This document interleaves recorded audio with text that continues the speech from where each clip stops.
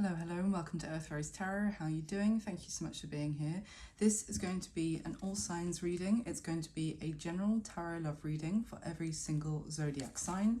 There will be timestamps pinned at the top comment in the comment section, so you can jump around as you wish. I would recommend obviously watching your sun sign. You can also watch your moon, rising, and Venus signs in particular. You might also want to watch those placements for someone that you're here for as well. And for those of you who like to, you can of course watch the whole video because we are all connected. So if you want to see what the general vibe is for everybody, then obviously watch the whole thing, but time dependent on you. So, use it however you wish. It is every single reading today is a general tarot reading, so it's not a personal reading. It won't resonate fully with every single person who comes across it. But if you have come across this video today, I would say there's something in one of the messages at least for you today. So if you're new to the channel, then huge welcome. Thank you so much for trying me out. I really appreciate it. If you're a returning subscriber, then huge thank you for all your amazing support. Thank you for still being here. Apologies, I have been MIA for a few weeks. I was away, and then when I got back, my day job just went absolutely crazy. So I apologize for how long it's been since the last one of these all signs, or in general a reading, but I hope to be doing a lot more for you in the near future. So I'm going to get the top 12 cards from this deck for a base card for every single sign. That will also give us the base energy for all signs today at the bottom of the deck when I'm finished. And then as I go through each sign with you, I will clarify using other decks. So what is coming towards my lovely collective, every single zodiac sign, when it comes to love? What is coming towards them next? So with the top 12 cards, please, let's get into it.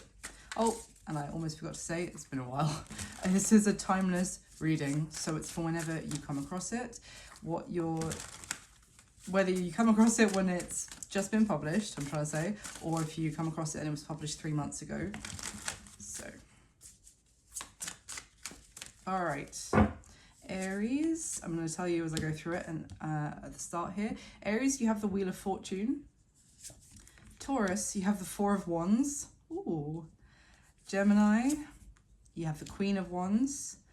Cancer, you have the Chariot, which is your major arcana, Cancer, as well. Wow, what a top row. Okay, please let it carry on in this vein. Leo, you have the Eight of Swords. Virgo, you have the Ten of Pentacles. Wow, and it is directly under the Four of Wands from Taurus, but we'll get into that later. Libra, you have the Devil. Scorpio, you have the Four of Swords. Okay. Sagittarius, you have the Lovers. Very nice. Capricorn, you have the Fool. Wow. Aquarius, you have the Hierophant. And Pisces, you have the Knight of Wands. Okay, bottom of the deck, this is for the overall energy for every single sign today, is the Ten of Wands. Okay, so the Ten of Wands, generally it's the end of a chapter. Sometimes it's coming to the end of a trying time or a testing time, something where something's been difficult, where it's felt maybe like you've had too much on your plate. I'm also drawn to the bee that's at the very top of this Ten of Wands card. So it could have been trying to get something off the ground that you were working on, for example, or someone. That was an element here for all of you, which there was a lot. It might have felt overwhelming recently, or is right now. There could have been people who were involved in whatever you were trying to make happen, and it felt like you were working at cross purposes. Like there's some people who were on your side, and there's other people putting a spanner in the works. But it does seem to be like there's a breakthrough moment one way or another coming. There is this moment of what you were working towards. It's almost like I'm getting, you have to complete a project by a deadline. And, it's proven a difficult project to get done in one way or another. And now the deadline is here very, very soon. It's coming. It's like, that we're reaching the point where it's like, This is where your work and your efforts in one way or another are going to be weighed and measured. Interesting. It could also be a bit of a judgment day, day of reckoning for anyone in those situations who has been trying to put that spanner in the works that I kind of referred to. I mean, it does feel like you're having a breakthrough moment. I mean, this is for the collective, so this is the general energy is a breakthrough after a lot of difficulty. Oh, yeah, big time. Okay, let's get into it. So, quick look at the time. So, Aries, my lovely Aries, how are you doing? For you today, your base card is the Wheel of Fortune. Very beautiful card. There is a lot going on here, but of course with the Wheel of Fortune, this talks about, you know, the complex, intricate design of the universe, which we can't even fathom, is playing out exactly how it's meant to play out, when it's supposed to play out as well. And this is an element of things kind of being out of your hands, some sort of change happening which you might not foresee, but suddenly it's here. And it might feel like there's a lot going on all at the same time. You might have that sense of being overwhelmed, but I mean, the Wheel of Fortune is talking in what's coming towards you next in love. That's talking about unexpected kind of change, and it's unexpected because you didn't do something to kind of cause this necessarily, as far as you're concerned. It's not something you were planning, but change is coming to your love life in one way or another. So let's see what's going on here for Aries, please. What's coming towards them next in love? Interesting. I was just getting a sense about, you know, tough it out, and something that's going to require, because I was really drawn to the lion that's at the bottom of this Wheel of Fortune card. You know, like, this might take a bit of extra effort, extra energy to, oh, this is new, this is changing, this is different. And then the first card that came out was the Strength card in reverse, which is Leo's major arcana. And at the bottom of the deck when that happened is the Five of Swords. The message here I'm getting for you, Aries, is there's something which, you know, the courage of someone's convictions is going to be crucial, and also being the bigger person from the get-go is going to really improve this. So for example, it's like having the difficult conversations from the start will help this, whatever's happening is going to help you in the long run if lead from a really good place from the beginning. Because Strength in reverse with the Five of Swords, that's kind of like taking the easy road, maybe whether it's telling someone what they want to hear when it's not true. It could, like a lie of omission, or a lie of I thought it was better to say that to spare their feelings or something, but that will cause more complications down the road. So, or it could also be that this change is a result of someone, you know, chose the easy way out before. Let's see what's going on. Tell me more. What is coming towards Aries next in love, please?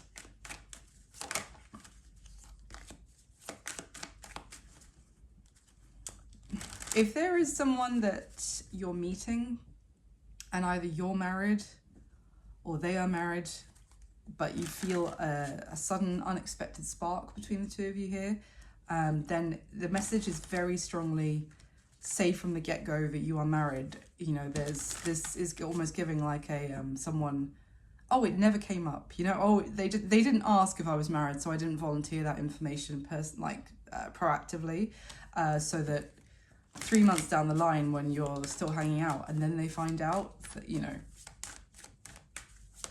Anyway, tell me more for Aries. What's coming towards them next in love? Why the Wheel of Fortune?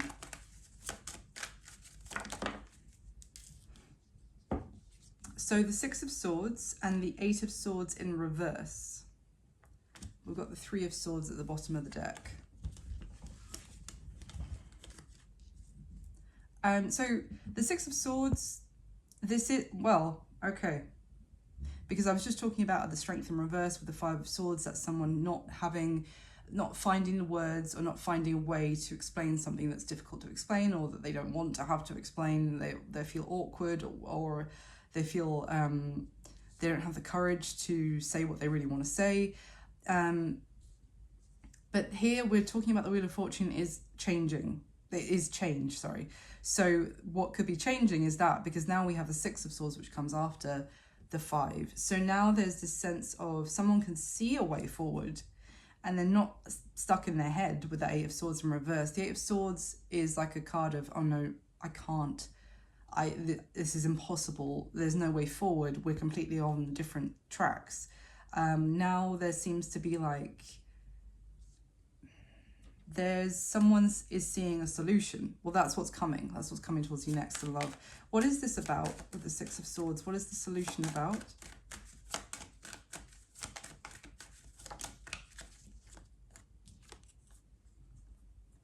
It's definitely a conversation coming up for you, Aries. Communication passing back and forth between you and someone else. It's almost like someone is communicating that they've found a solution, actually, with the Eight of Wands and the Prince of Swords there. What's the Prince of Swords? What have they found out? Obviously, this could be you, Aries, so just assign the roles as it resonates. What is this Prince of Swords? Yeah, Six of Wands. There's some sort of good success. There's good news here.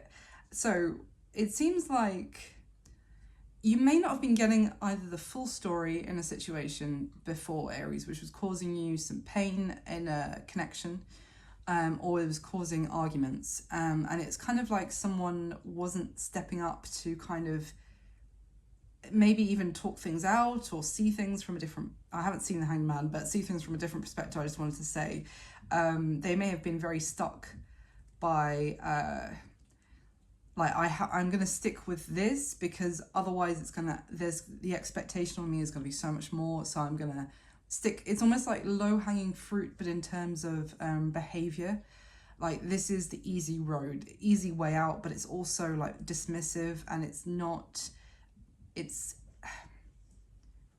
I see someone here kind of, there's a breakthrough, definitely. And this conversation that's coming will change the dynamic of what's been happening here. This feels like two people who couldn't get on the same page, and maybe one person hadn't or wouldn't, I want to say, because the Eight of Swords and the Five of Swords is very like I can't, when you maybe you could, it would just take a lot of effort. So it's almost like this person, someone here, it's not that they couldn't be bothered, but they just didn't have the capacity to do better in this situation between the two of you before. But it's almost like they have now either had some sort of idea or found a solution, or they've found out about something, you know, they've researched, they found out some information elsewhere that is like, oh, this changes things actually. This is really good news. Can you tell me what it's about? It's the Eight of Cups sideways, but then the Sun at the bottom of the deck, which is more Leo energy because Leo is ruled by the Sun. Wow, holy cow. Underneath the Sun is Justice and the Chariot and the Ten of Pentacles. I mean, this is going to feel like a major turnaround, Aries. This is happiness. This is fair. It's much more fair what's going to be like the dynamic that's going to be happening in this connection for you soon. Forward progress. I don't know if someone they weren't able to actually, it could have even been having a difficult conversation with somebody else that was causing no progress between the two of you. They needed to actually tell someone else that they couldn't stay the way they were. They needed to change. They needed to move forward in their life in some way. What was this? Because this Eight of Cups sideways is like someone who wants to leave and disconnect completely from a situation which isn't beneficial for them, but they're still stuck there. Like almost they don't want to be, but they also aren't, you know, it would be difficult to really make their move. it's definitely an easy way out kind of energy. It's a bit lazy, potentially. Wow. The Five of Cups sideways just came out on top of the Eight of Cups sideways, and you see the similarity in these, the way these two cards in particular have been drawn in this deck. Both came out sideways. So they weren't happy being tethered to something else. Now, it doesn't have to be another relationship. It could be anything. It could be a job. It could be a house, you know. It could be anything. But, so what's changed here? What's the good news? Why are they seeing a solution?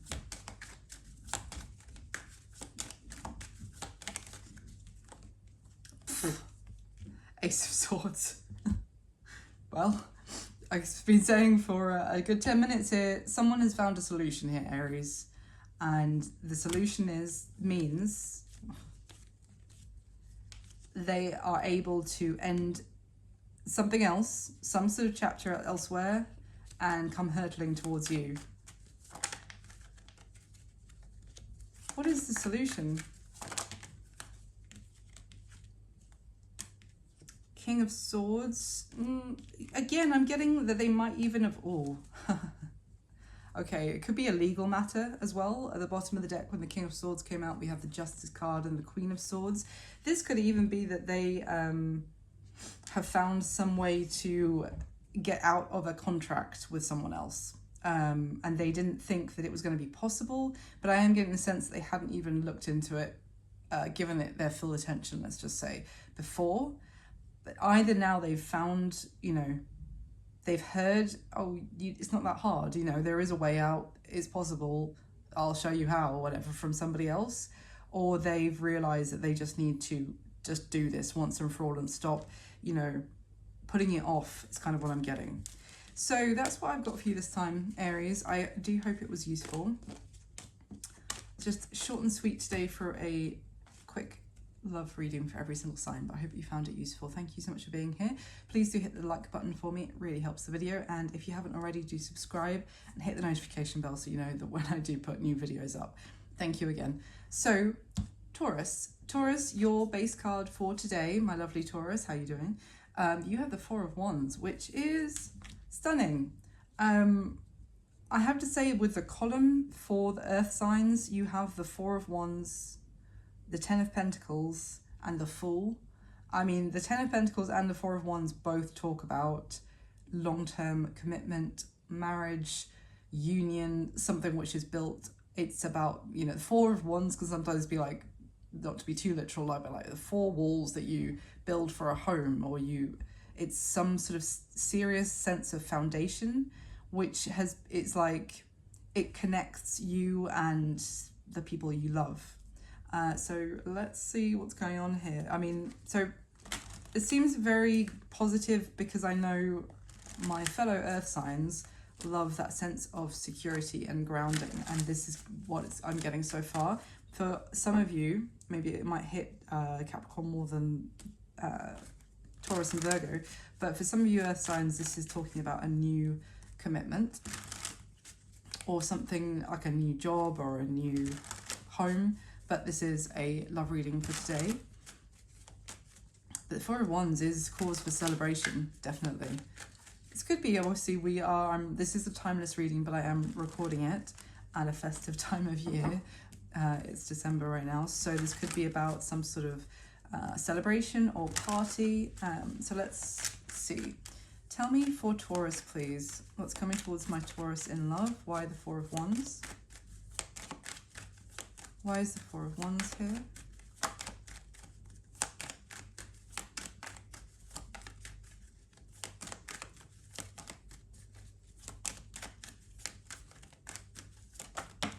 There we go.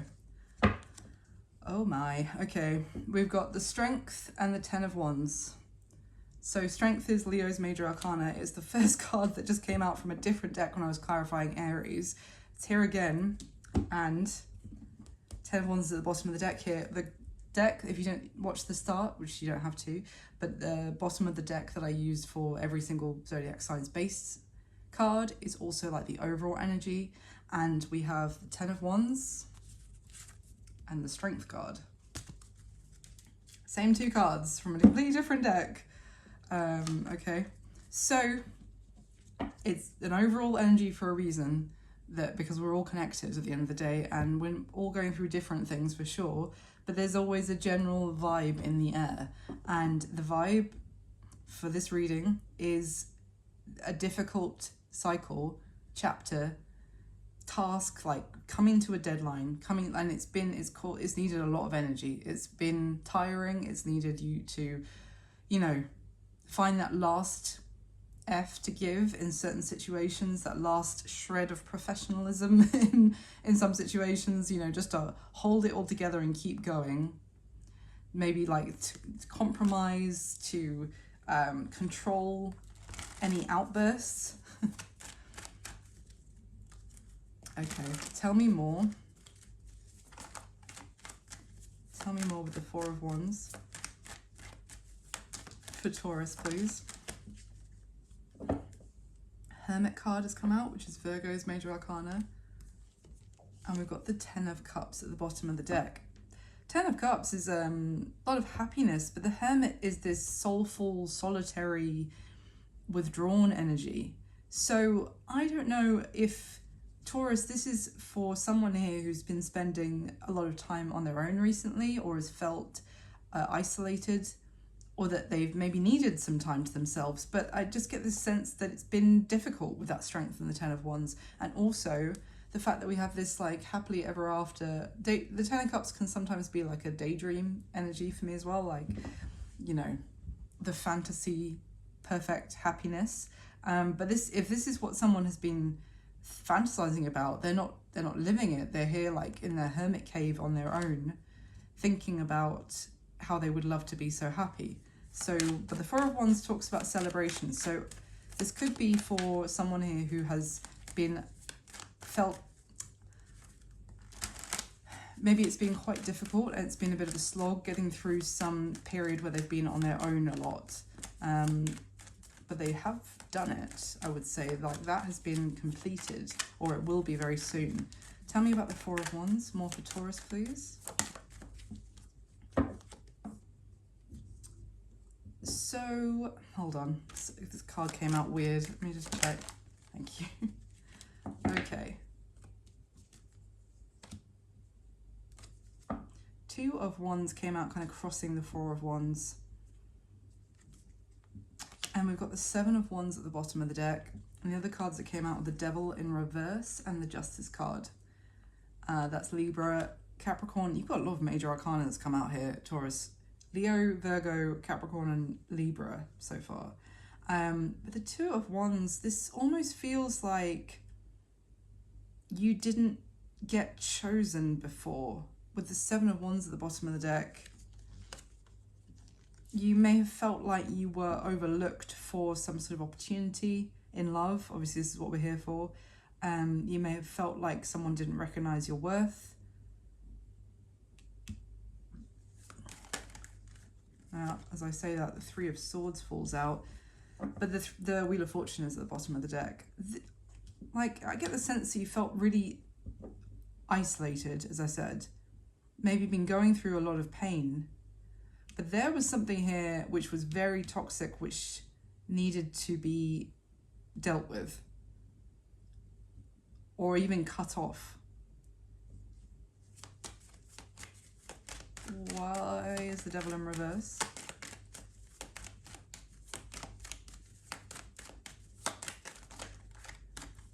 Why the Devil in reverse?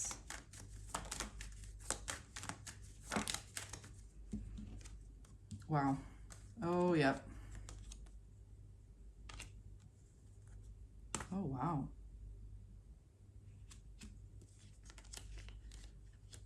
So what came out was the Eight of Cups, which is that sense of someone walking away. We have the Queen of Cups and the Ace of Cups. At the bottom of the deck, we have the Queen of Swords. Taurus. This is giving me the sense that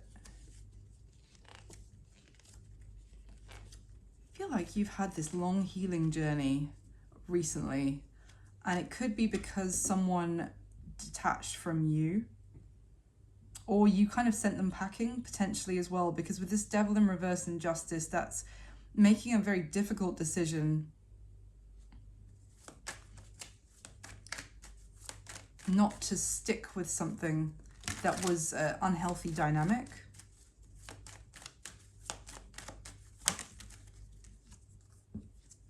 Yep. Yep. Wow. Six of Cups in reverse. You couldn't keep replaying something with someone. Like, this could have been an ex, or like someone who just kept coming back, kept cropping back up. You kind of repeated the same thing. Six of Cups in reverse, and then Six of Swords and the Nine of Cups. This feels like you actually may have chosen yourself, in fact. The Nine of Cups is a very solo, contented energy. Yeah, Four of Cups at the bottom of the deck. There was someone here, or a connection, which you cut off, rather than give them a chance to start like the cycle over again. That being said, it was still very difficult, and you've spent a lot of time on your own. You may have even spent a lot of your time when I saw that Ten of Cups, thinking about how happy you could have been if you had given this person the chance to kind of repeat the cycle. But it's saying with the Devil in reverse and Justice, it was a difficult choice, but you made the right choice, if that's the case. So why is the Four of Wands here for Taurus?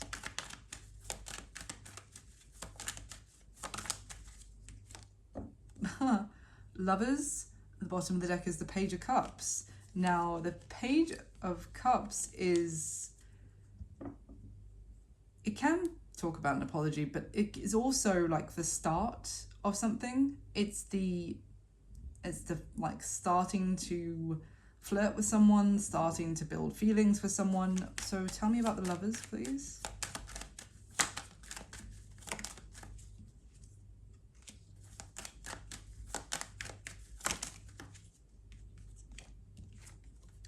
Knight of Wands and the Ten of Cups. Tell me about the Knight of Wands. Three of Pentacles. Okay, hold on.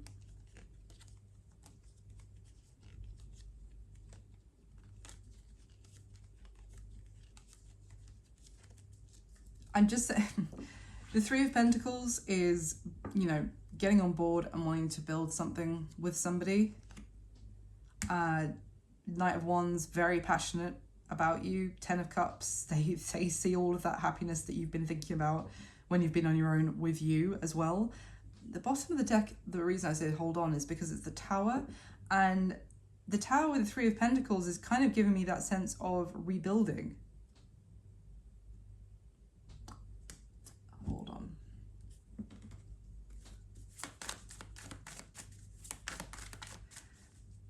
Basically, Taurus, it's like you're going to be coming out of a time where you've been spending a lot of time alone, very hurt, maybe imagining what you could have had with someone, or what you wanted to have with someone, which felt out of reach. And you've been extremely stressed out by the fact that the two of you haven't been talking, even though there was some sort of choice that was made, which was like, it felt like is the right thing to do, even if it wasn't what you wanted to do, but it was to stop some sort of unhealthy repeating pattern. But what's coming towards you next is basically, definitely see someone reaching out, whether it's someone new, this could be someone making some sort of gesture it could be out of a family celebration, at a party. Anything else for Taurus, please? What's coming towards them next in love? Oh, family, fertility, parenthood, and pregnancy. The bottom of the deck is mistakes, misunderstood. Why family? Is this someone that you sent packing because you thought that they'd got someone else pregnant?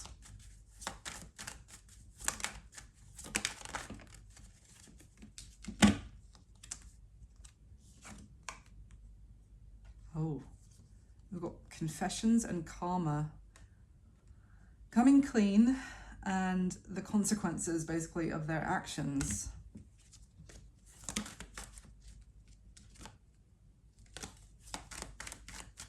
Oh, the Taurus. This is complicated for a short reading. Yeah, mistakes, again, has now come out, and then broken at the bottom of the deck. Shattered, heartbroken. Someone feels heartbroken, but it could also be that how they left you feeling, there may have been some element of a misunderstanding or a lack of communication about why someone was leaving. You may have also felt like they were leaving you, like, or detaching from you to have a new beginning with someone else. But that feels like that was not quite the case. I basically, for what's coming towards you next, in love, Taurus, I definitely see you coming out of a time where you've been very strong, even when you've been feeling heartbroken and potentially quite lonely. There is definitely someone who wants to talk to you and express their passion for you and potentially rebuild on what felt like it's been destroyed. But with Four of Wands, it's definitely cause for celebration in some sense.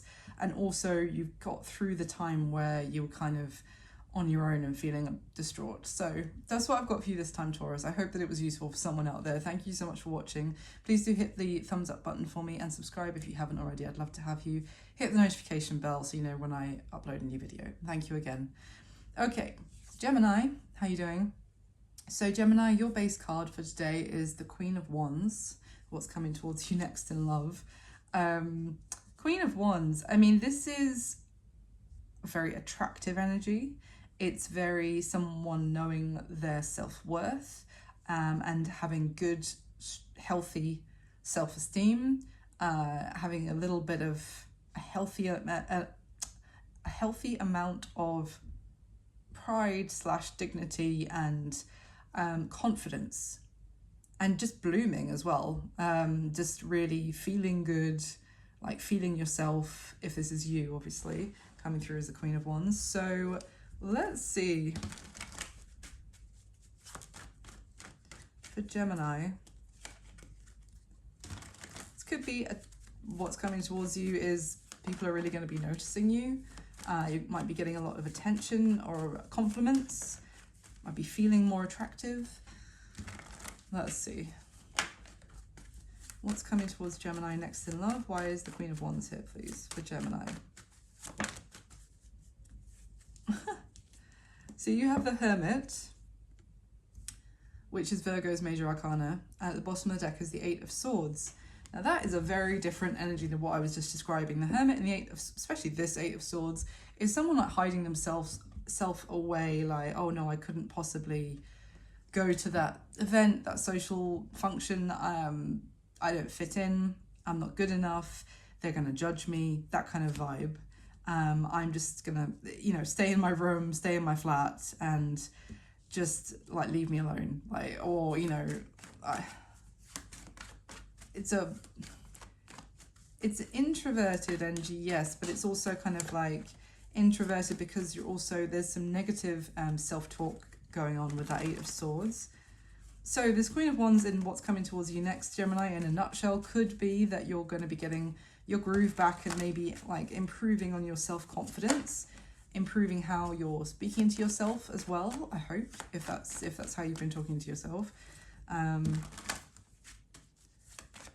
me more. What's coming towards Gemini next in love, please? Yeah. Strength card tried to come out again. I'm going to put it back in. This is I'm using a third different deck for you, Gemini, that I've used for this all signs so far. And Aries, Taurus, and you all got the Strength card come out relatively early from the clarifying deck. And it's at the bottom of the overall energy. Is such strong Leo energy here. And Queen of Wands can also be a card of Leo. But we've got Strength and the Nine of Swords. And I did see before I closed up the deck the Four of Wands briefly. This definitely feels like a shrinking wallflower kind of energy of having having to like kind of give yourself a pep talk potentially and overcome social anxiety. Maybe you've been trying to just hide away. Also stressed about having to make some sort of decision, whether that's going out with someone on a date or going to some sort of function. What is this about? What's coming towards Gemini next in love, please?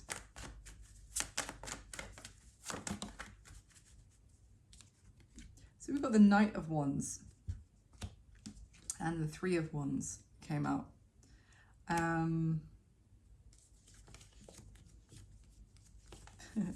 Why the Knight of Wands? Six of Cups. It's interesting. There's someone who really is very passionate about you, Gemini.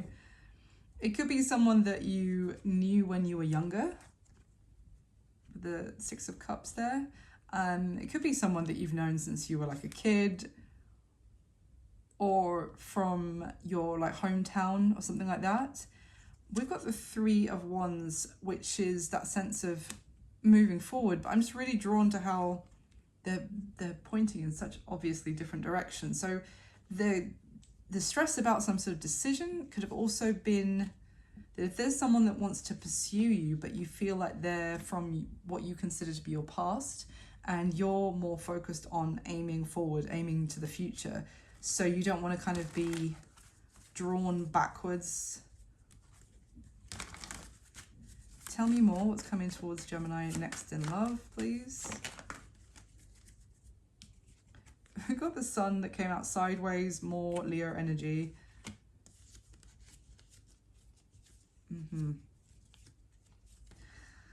Ace of Cups is at the bottom of the deck, but underneath that is the Seven of Cups and the Nine of Cups. It feels like, okay, Gemini, what I'm getting is that basically you are attracting someone in the near future, and they are like very magnetically drawn towards you. They feel like you're really standing out from the crowd, but their interest in you it might be what is causing you to kind of want to withdraw and hide under your covers, because it's like you maybe it's just that you have plans, and those plans you feel like they're taking you in a different direction to what could possibly happen with this person. Can you tell me anything else about the Knight of Wands for Gemini, please? It is a potential, and all aces are potentials. We don't actually have to take the opportunity. We don't have to take it.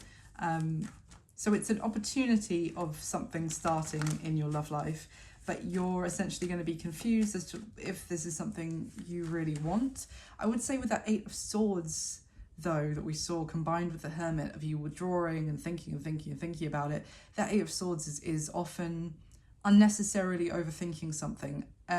It could be that you go on a date with this person and then you're like, oh, well, what was I worrying about? There's absolutely nothing here. There's no chemistry, there's no whatever. Or you go on the first date with this person and you're like, wow, I'm so glad I didn't miss out on this, because actually we have a great connection, and oh, turns out they're actually thinking of moving to the city that I'm going to be moving to next year. You know, you never know, but that Eight of Swords is just like a why worry when nothing's even happened yet kind of thing. What is that phrase? It just popped into my head-ish. And you know, if anyone's been here before, you know I'm terrible at remembering phrases correctly, but it's something along the lines of worry robs the present from its joy. I'm not even going to try and finish that, sorry, yeah. Four of Cups just came out whilst I was rabbiting, and the Fool at the bottom of the deck.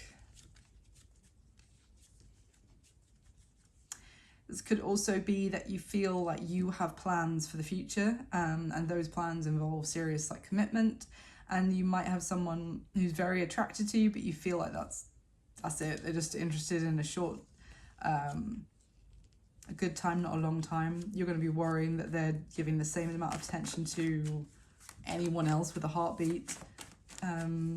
Any other messages for Gemini? What's coming towards them next in love?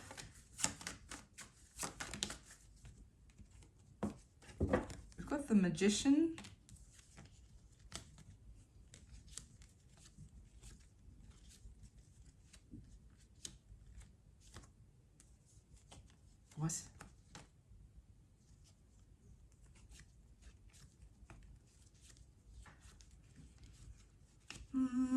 Okay, sorry, it took me a second. At the bottom of the deck, we have the Empress and the Queen of Wands. Bear in mind, your Queen of Wands is your base energy for this reading today, Gemini. So this person really has you up on a pedestal, whoever is coming towards you here. They think you are the be-all and end-all. No one is really as stunningly incredible as you are with this combination. But then we get into the overthinking, the Four of Swords with the Two of Swords of like, I'm just not going to say anything. You know, if this person sends you a message, I'll just leave them on red for a week and hide under the covers and they'll go away, right? I mean, with that, yeah, eventually if you silence someone out and ignore them and don't, you know, just, I'm just going to stick my head in the sand, it's not happening, I don't have to deal with this. There, and you know, whilst you're in your head, you're still making your decision, in their head, you're ignoring them, then eventually, you know, this person who has that interest for you, with the Queen of Cups underneath, they might start something else with someone else. Ace of Pentacles, and then Five of Cups. You're going to end up, there's that feeling of, well, why didn't I just give it a try? Oh, they could have been great. Shoulda, woulda, coulda. So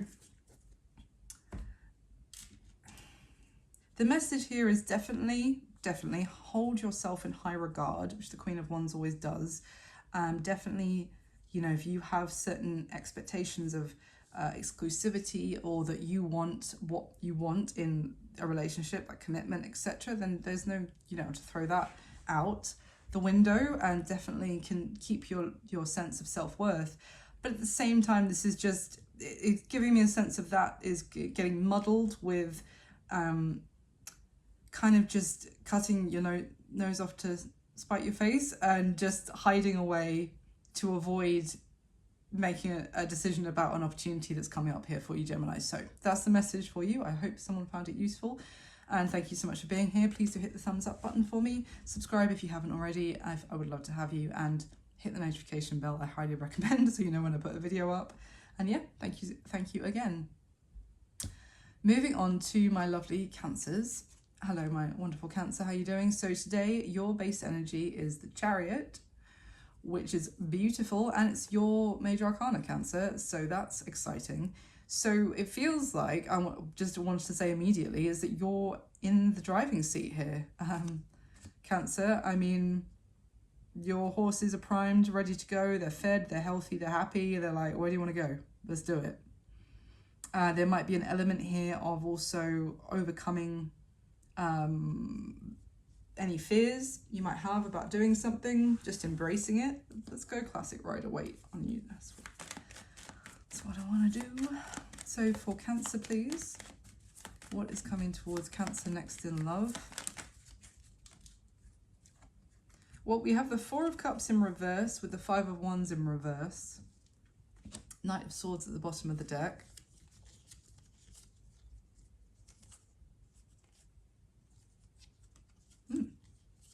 Wow. So immediately I want to say, whether it's you or someone else here, Cancer, someone has ended something. The Knight of Swords, Ten of Swords, Six of Wands, Six of Swords, they have called time on something, but like successfully. I mean, even at the other end of the deck is the Eight of Cups, Page of Cups, and the Death card. This is someone has been like, right, enough. It might have been quite a impulsive, or like a conversation that escalates, you know, whoever that was with, whether it was you or someone else here. It's like, it's not necessarily what the other person's expecting the direction of that conversation when it starts, but it ends up being like, right, enough now, it's done, this is over. But it's been a successful ending is what I want to say. Like, I mean, with this is also like moving on from that, like, happy and glad that it's done. This could be also been someone from somebody's past who was trying to reconnect with that Page of Cups that I saw. Like they'd already disconnected from them, and someone was trying to reach out. And if so, I feel like they got a very short, sharp, absolutely not, like, door in the face kind of thing. However, that being said, then we do have the cards that actually came out, which is this Five of Wands in reverse. So if there was some sort of conflict or some sort of argument going on here, that's being overcome. Like, it's kind of, you and someone here, Cancer, potentially, are getting past or getting over any disagreement that you may have had.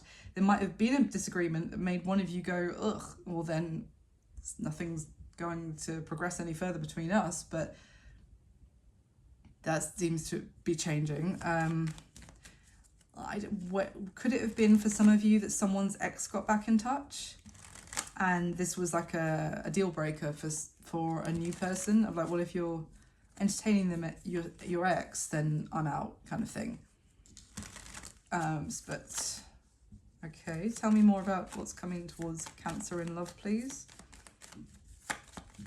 The Chariot, apart from being your card, so I completely glossed over the meaning, is forward movement, is progress, it's momentum. It is the fastest moving energy in the deck, so things could move quite quickly. And also the Knight of Swords is, I think I want to say, the second fastest moving energy in the deck. So this is like a very fast turnaround. It also talks about victory and overcoming obstacles. If you think about like speed bumps, potholes, then overcoming all of that. Tell me more what's coming towards hold on. What's coming towards Cancer next in love, please? Why the Chariot? Knight of Swords. Again. Why the Knight of Swords? King of Swords. Wow. This King of Swords, it could be you, Cancer. You want to have a very, very direct conversation with someone here. This could also be going in the direction of you contacting someone and being like, look, let me just get this completely straight. I am so interested in you. I mean, it's coming out like that because this is like, don't be so stupid. Of course I'm interested in you. It's not, I mean, or is this someone is coming towards you, Cancer? I'm saying that you might be doing it because you are the Chariot card in tarot. However, that it's just like I don't know, if it's a weird way to tell someone that you are interested, if that's the case. As it's not exactly romantic. But that's what I'm getting. Why is the Five of Wands in reverse?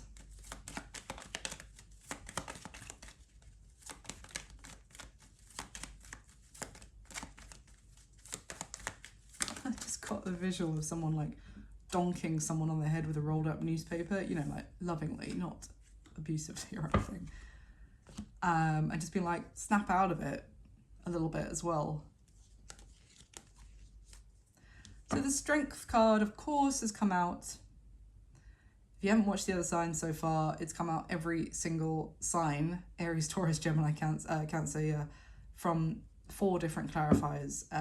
So Strength cards come out when I asked about the Five of Wands in reverse. Strength card with the Five of Cups at the bottom of the deck, though. That's like...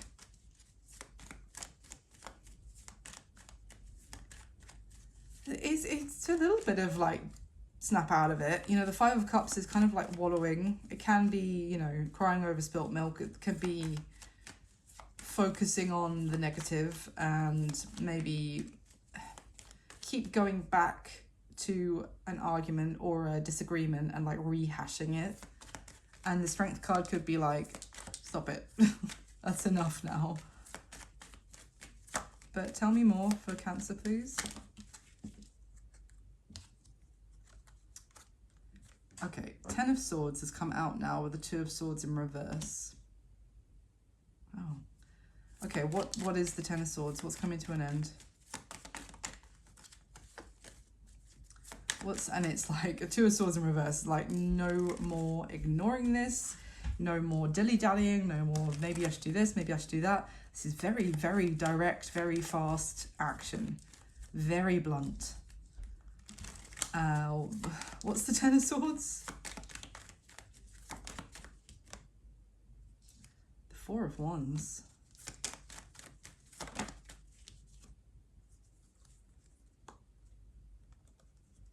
Yeah, I feel this. Okay, Page of Pentacles with the Four of Pentacles. That is someone still holding on by still being in touch, still dropping messages now and then.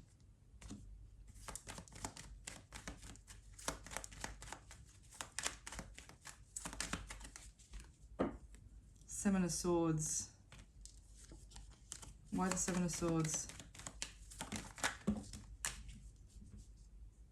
It's like 9 cards.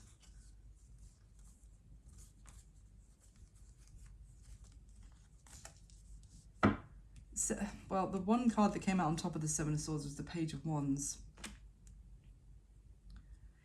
I mean, I keep getting this thing about you, Cancer, and just reverse the roles if it's someone that you're dealing with, but putting a stop to any more communication from someone in particular who is not being completely transparent or honest as to why they're even sending these messages. It is an element is giving me of like trying to still hold on to you, but they're finding excuses that they still need to talk to you, and it's, why is the Four of Cups in reverse? It could be that you're like, absolutely just stop it now because I am not missing an opportunity with someone else, because you keep trying to hold on to me through these like messages that you don't need to be. It's like someone, it's like your ex still asking you how to use the oven or something, and it's like, you don't need to ask me this, like you don't need to be messaging me anymore. And this could have be like, I'm not going to miss out on something else because of you trying to hold on to me, is what I'm getting. Why the Four of Cups in reverse? Six of Cups in reverse. Wow, yeah. King of Wands, Knight of Cups, Two of Cups at the bottom of the deck. No more of the past. What is this what is this that,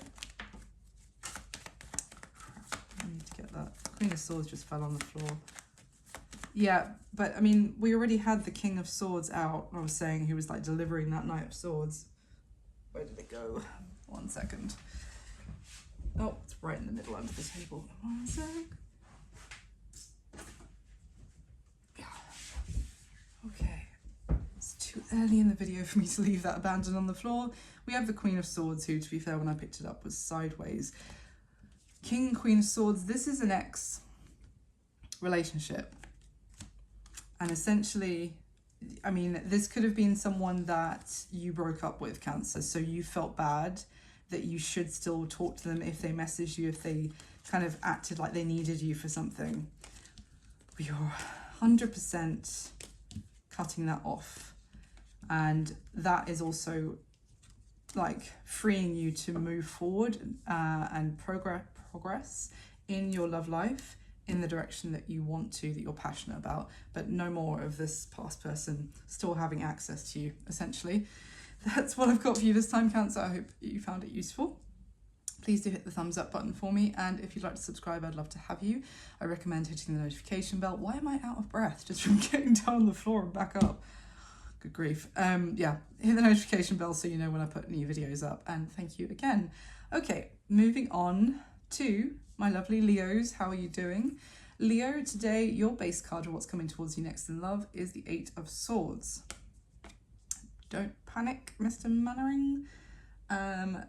Cards can go, you know, negative cards can go in a positive direction with the reading, and vice versa. So let's not panic. But the Eight of Swords, effectively, what I'm drawn to say here, that there is potentially something beautiful here coming for in your love life, Leo, but the way it is being handled could be crushing its beauty. So this is a relatively new deck for me. I got it just before I went away recently, so I'm still working with it, but it's just one of those decks that just instantly you connect with, which I love. And this, I'm gonna get the flowers wrong though, because I haven't learnt the flowers properly. I believe they are hyacinths, I believe. Don't come for me, flower people, I will learn it. But when I look at it, my instinct is to say that, like, if you have a bunch of beautiful flowers like this, you tie them at the stems, you know, if you're going to tie them in a bunch or whatever, so that the beautiful, like tall, delicate blooms aren't damaged. And the way this has been carefully, you know, cleverly drawn is that the ropes to tie the blooms have been tied around, you know, you can see the top or the middle or whatever there, and that, you know, if as those ropes tighten to keep the stems together, the flowers are all just going to be shredded off, you know, the petals are all going to come off. So this feels like it could also be a sense of things feeling constricting, which is starting to kill the vibe in a connection, or like limitations being placed on something. So this could be a message here about a need to be a little bit more open-minded potentially, or less rigid in some approach. Or this could be for someone else who needs to take that approach, because otherwise what is beautiful about this connection could kind of be impacted. Which ones? Let's use this one for you, Leo. So for my gorgeous Leos,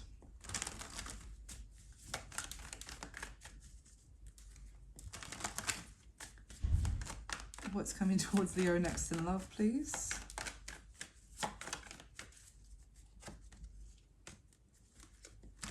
Eight of Swords traditionally, of course, talks about overthinking. So that constriction that I was talking about, just not sure if that's a word, but could be from overthinking a situation, and that is actually just sucking the fun out of it, or the beauty out of it. Tell me more though for Leo, please. What's coming towards the next in love?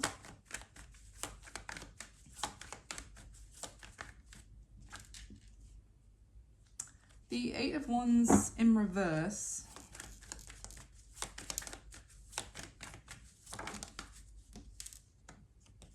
But then the Knight of Swords. Oh. Two cards that talk about communication, but the Knight of Swords is very blunt. I was just talking to Cancer, who was really on a Knight of Swords moment. But this, again, Leo, this Knight of Swords is like, it can be saying something without totally thinking it through, speaking before thinking, or speaking before thinking about someone's feelings, potentially. It's very hasty communication. It's impulsive. But the Eight of Wands would be kind of communication that allows the conversation to flow and to progress, and that for momentum to build. The Knight of Swords in contrast would be like ultimatums. Tell me more. What's coming towards Leo next in love, please? Or kind of the Knight of Swords could also be like saying things that are very polarizing. Now, I love a good debate, and I'm not shy of a polarizing opinion, but it could be that it kind of kills the vibe, or it could just be that someone's like, you know, it's very black or white, like there's no room for conversation about things as well. You know, you have to think like this, so you have to agree with this, and that's it. And that is too rigid. That could be the rigidity I was kind of getting. What's coming towards Leo next in love?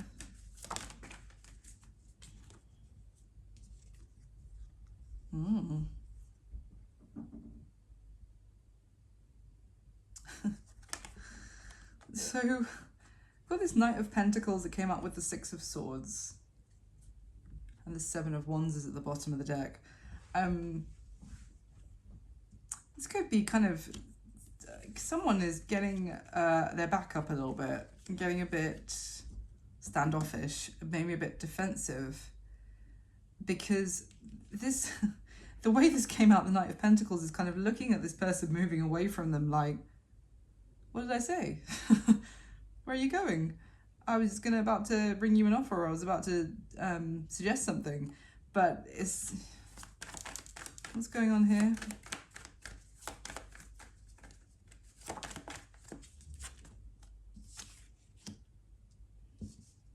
Sun in reverse.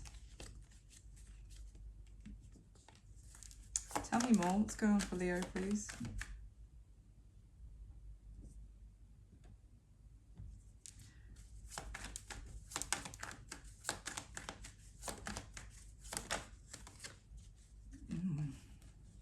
Yeah. Star in reverse. The star and the sun in reverse. That is it's a complete loss of optimism in the situation. I have to say, I'm sorry to say, Leo. We've got the Seven of Cups that kind of came out almost reversed. And then at the bottom of the deck is the Emperor, which is Aries major arcana, but that is very much what I was kind of getting from this rigidity and this kind of almost like sucking the fun out of the conversation, and whether this is someone that you're going to be dealing with and you can't control that. But this is someone who's very like, they think that they know they're gonna make potentially a judgment call too quickly about the possibilities of where this could go. This is like someone instantly writing off the other person because of an idea or an opinion that might differ from theirs. The Emperor can be slightly controlling in that sense, like controlling the narrative, controlling needing to have people around them that agree with them completely, and also also thinking that they know better.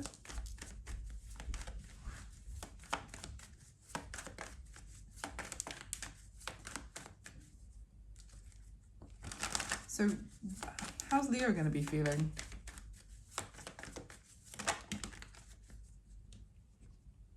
Oh.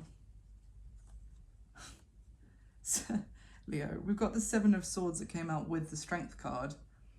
The Strength card is your major arcana, Leo, and I wouldn't normally go, oh, at the Seven of Swords, but at the bottom of the deck is the Three of Swords.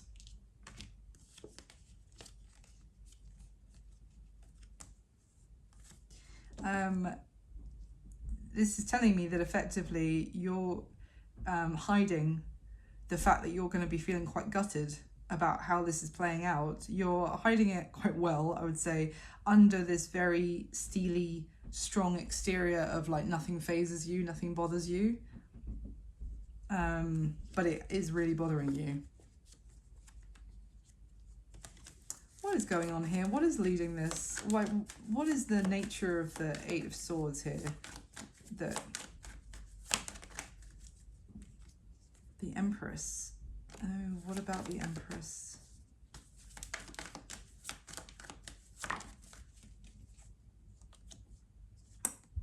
King of Swords. Seriously, I just had the King of Swords with the Knight of Swords for Cancer. It was a very different message though.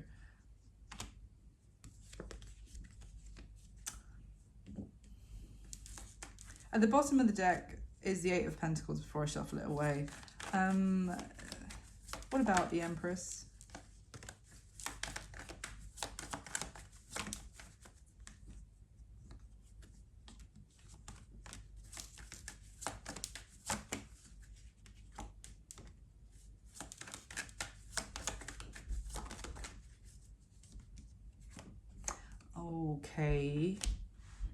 Okay, Leo, this could also be because what I had come out was on top of the King of Swords, we have the Two of Pentacles and the Seven of Wands.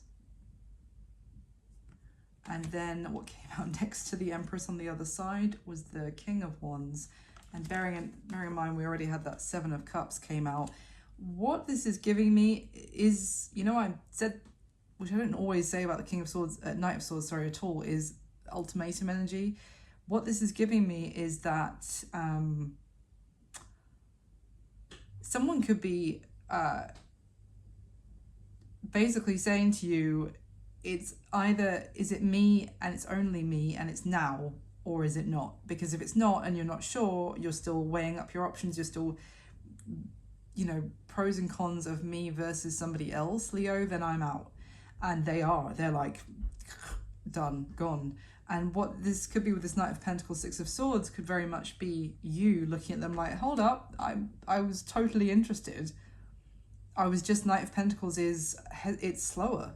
And the Knight of Swords is the fastest moving knight, and the Knight of Pentacles is the slowest. So I think what we've got going on here is that you and someone here, if you've been dating a couple of people or talking to a couple of people and nothing, you know, is actually progressed with either of them as yet, you are the Empress here and you've got two kings. So neither of them you've decided are your emperor, your match yet.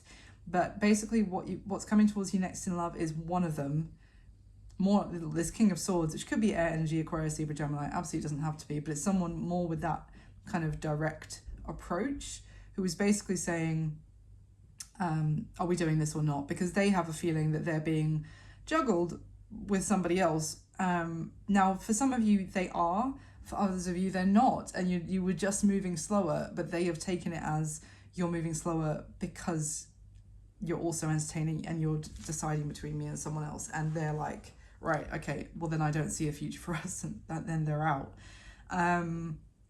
So I guess this is more like, and I would say that you're going to be pretty gutted by, you know, that suddenly this is also like a little bit of, if you've just met though as well, like if you've just met and it's too early for this, then it is also crushing the beauty out of something that could have been great, but, you know, they're rushing, trying to, you know, rush you into a commitment when you don't even know them very well.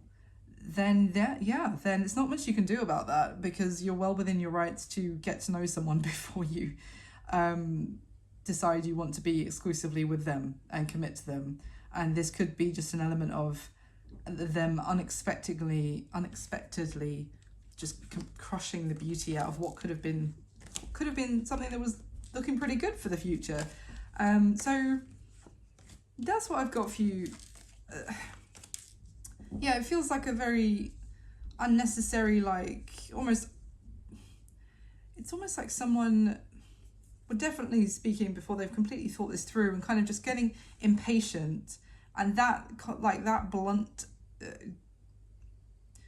what's the phrase I want to say? Like demand from them kind of stops the nice momentum that you had going on between the two of you, unfortunately. That's what I've got. And hopefully if you've seen this and it resonates, then hopefully maybe you can, you know, handle a conversation as you think would be best, to maybe so that that's not the outcome. The tarot is not about like, this is what's going to happen and that's it. Like, you know, now that you have the information, maybe you'll be able to approach it in a way of like, you know, I'm not interested necessarily, it's not about juggling you with someone else, but it's just early and I just want to get to know you better. You know, maybe there's a way to point this in a different direction. But that's what I've got for you this time, Leo. I really hope that it was useful for someone out there. Thank you so much for watching. Please do hit the thumbs up button for me. Subscribe if you haven't already. I'd love to have you. And hit the notification bell so you know when I put up my next video. Okay, on to Virgo. How are we doing for time? Okay. Virgo, how are you doing, my lovelies? So your base card for what's coming towards you next in love, you have the 10 of Pentacles. Lush. Is there much better card for an earth sign? I'm not sure, but anyway, 10 of Pentacles is, well, it's this sense of comfort, abundance, very peaceful. I'm kind of getting this sense of like a peaceful country home or country estate or something. This could be something to do with seeing family for the holidays, if someone has like some land or some farm animals, but it's very cozy. It's very like log fires and cuddled up under blankets, drinking cocoa or mulled wine or whatever. This is the energy I'm getting. Whether it's with extended family or with your own personal family. 10 of Pentacles is also about, you know, there's these two horses here who have blankets on over the top of them, and you know they're cashmere blankets with the 10 of Pentacles. So it's definitely very beautiful, comforting abundance is what I want to say. And it could be the abundance doesn't have to be, you know, the finest silks. It could just be you're made rich by having a loving family around you. So Let's see what's coming towards Virgo next in love, please. This could be some sort of adventure for you and your family. Could be you and your family getting a new home or a new pet. If you're going to get a pet for Christmas, just remember it's for life, even when they're very old. I'm sure I don't need to tell you, but what's coming towards Virgo next in love, please? Okay. Interesting. We've got the Six of Pentacles that came out, the Chariot, which came out almost reversed, and the Three of Pentacles at the bottom of the deck. Okay. So the other element here is obviously you could be very successful already and have a good financial security. Virgo, you're an earth sign, so you probably do. But, you know, you've got that all in order and everything is equally, like, evenly attended to. Like, whatever needs more attention gets more attention. You know, your finances or everything is in balance. Now, there could be an element here of someone wanting your investment or your help in a financial matter. It could be someone wanting to borrow money from you to put a deposit down on something, potentially a car or a house, and they want to borrow from you. Wow. Or obviously reverse the roles as they resonate. So this could be you wanting all of that, but you want to go into some sort of deal or contract or partnership with someone else. Because, I mean, at the bottom of the deck as well, we have the Three of Pentacles and then the Ace of Pentacles and the Three of Wands. So there's this sense of collaboration to achieve a new beginning of some sort, that, you know, someone's got some plans for the future. The fact that the Chariot almost came out in reverse, though, is definitely a little bit of slow your roll about this. Hold your horses a little bit about anything of that nature, and just do some further inquiries, read whatever contracts again, check that people have guarantors or whatever, or people who can pay if they can't pay their part of whatever team this, you know, project this is. It's definitely a don't rush forward. A bit more planning, a bit more hearing about this first. But tell me about Virgo's love life, please. How does this relate to Virgo's love life? So we have there's being like, don't rush in, Virgo. We've got the Knight of Swords. Look at this guy charging in, and the Fool at the bottom of the deck. I mean, wow. Okay. Why the Knight of Swords? Fools rush in where angels dare to tread just jumped into my head. Why the Knight of Swords? Ten of Swords. What is going on? Cancer, different deck, and 2 signs ago had the Knight of Swords with the Ten of Swords. It came out like twice from a different deck. This feels like a very hasty move that involves or it could involve a big ending. What's the Ten of Swords?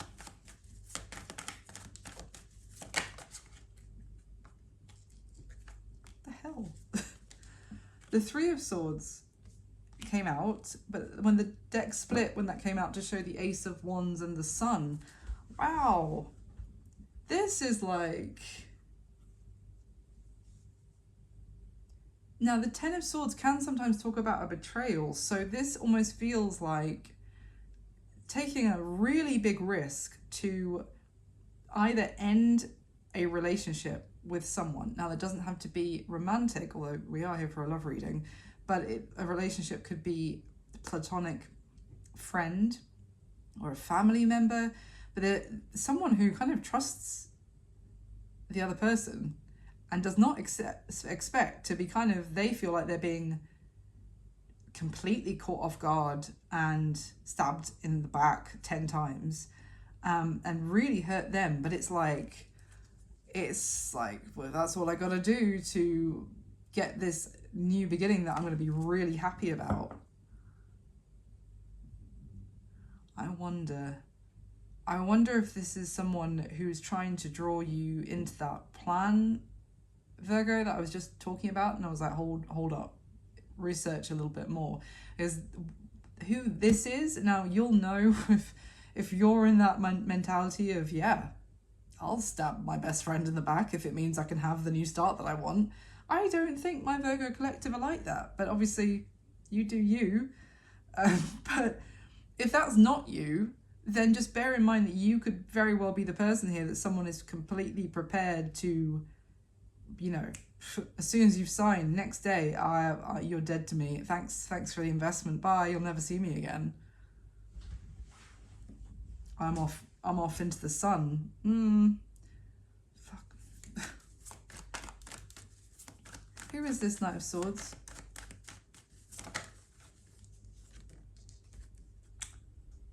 Wow. The Sun and the Three of Cups. It could be a friend, Virgo. Could very well be a friend. It's someone that you enjoy their company, definitely. With the Three of Cups and the Sun, this is like, oh, we have a great time. I love hanging out with that person. They have got plans, man. They have got designs on you. When those cards came out, we have the Five of Swords and the Eight of Pentacles. Oh. Underneath the Five of Swords is the Three of Pentacles and the Two of Pentacles. Wow. Yeesh. Oh my God. Yeah, you know, I'm saying they've got designs on you. Underneath the Eight of Pentacles now is the Page of Swords and the Five of Wands. Oh. Page of Swords is someone in this deck is someone trying to move around without being detected, like their actions, their movement, their intentions. This is like someone sneaking around, you know, with their hood up and their balaclava up, whatever. When they leave you from, you know, your chats about some plans for the future for the two of you, you do not know what they're up to. And with the Five of Wands, this is literally a two-headed snake. And literally. I'm not using expressions. This is someone who is saying one thing to your face, completely different one, something completely different to other people. Wow. Chariot in reverse. Do not move forward with this person, Virgo. I don't know why this has come out for a love reading. I don't know if this is someone that your partner introduced you to. I don't know if it's like, it could be a mutual friend, could be a friend of your partner, your love interest, someone that you like to hang out with in your friendship group or like a, you know, your couples group or something. Do not do business with this person. Do not get into a partnership with them. I guess someone just really needed to hear this message. How does this relate to Virgo's love life? Because the thing is, you're sitting pretty, and this person is looking at you going, oh, Virgo's sitting pretty. Virgo's doing well for themselves. They're not thinking maybe Virgo earned all of that or worked really hard for it. No, they're thinking Virgo's doing so well for themselves that they can help me out and they'll still be fine when I betray them. You're not Robin Hood, mate. Like, how does this relate to love for Virgo, please?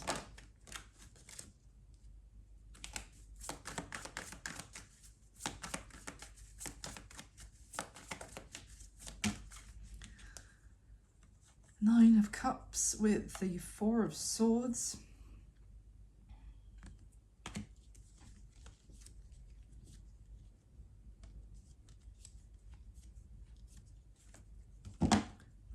To the Four of Swords.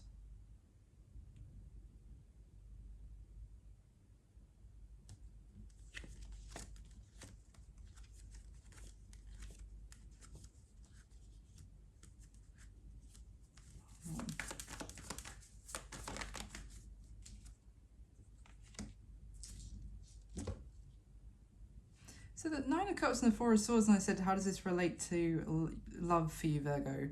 This is giving me a sense this is someone who you haven't talked to for a while, and this could even be a love interest doing this to you. Of course, it doesn't have to be platonic or a family member or something, because this is a love reading at the end of the day. I just assume that love interests wouldn't try and go into like business with you or ask you for a loan or something, but this feels like you haven't talked to this person for a while. I don't see you kind of being on bad terms with them beforehand, obviously, because they...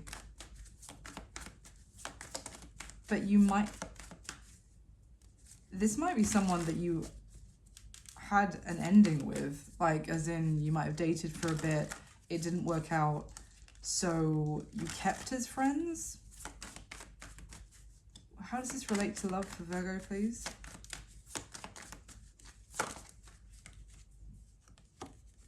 Seven of Swords. Well, yeah. Why the Seven of Swords?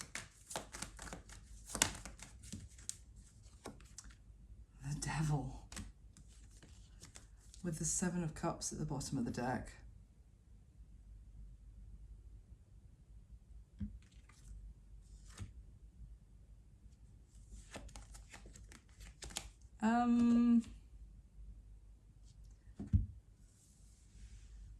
What? What's the Seven of Swords with the Devil?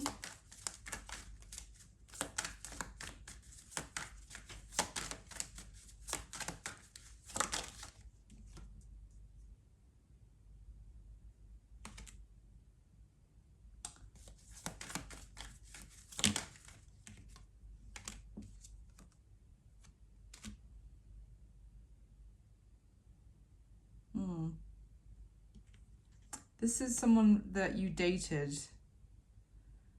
Maybe they rejected you before. Because I do see the sense that you kind of recovered from your interactions with this person when you did have a romantic interaction with them.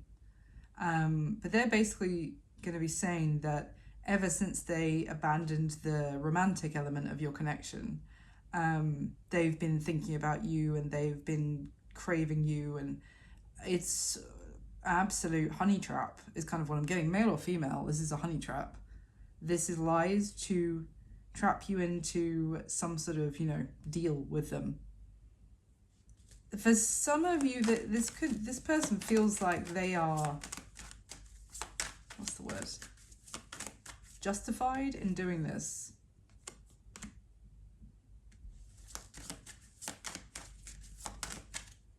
Oh yeah.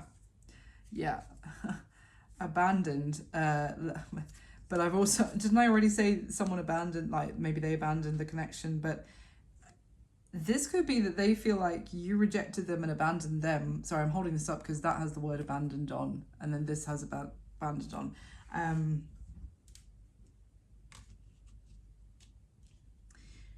This is someone who reached some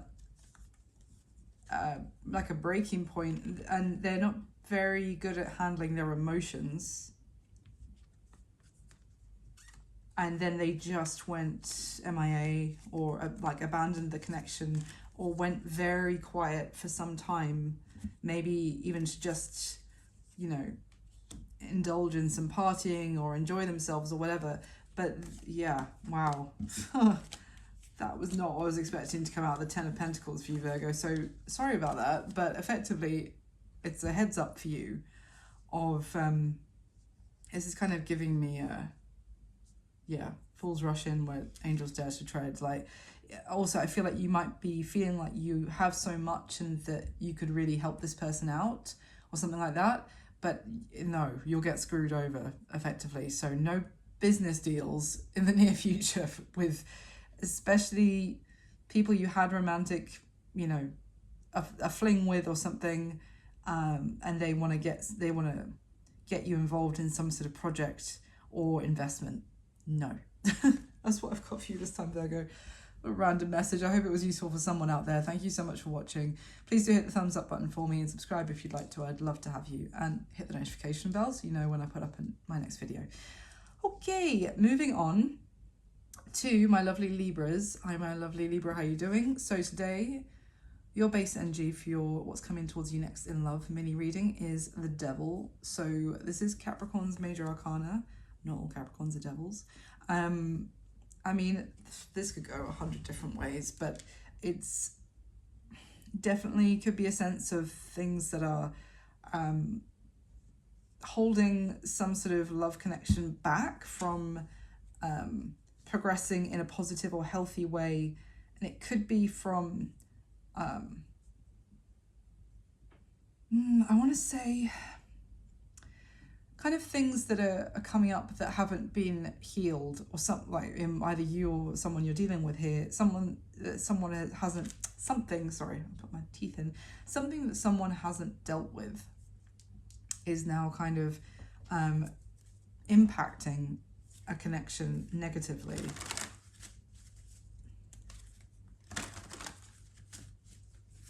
It's kind of like all the, I'm kind of getting a sense of all the,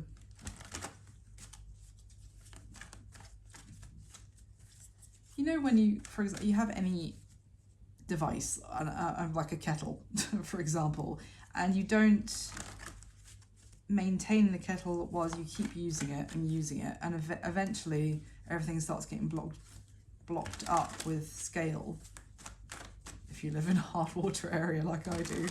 But you know, you get the gist. You need to keep things, the mechanism clean, and deal with stuff as it happens.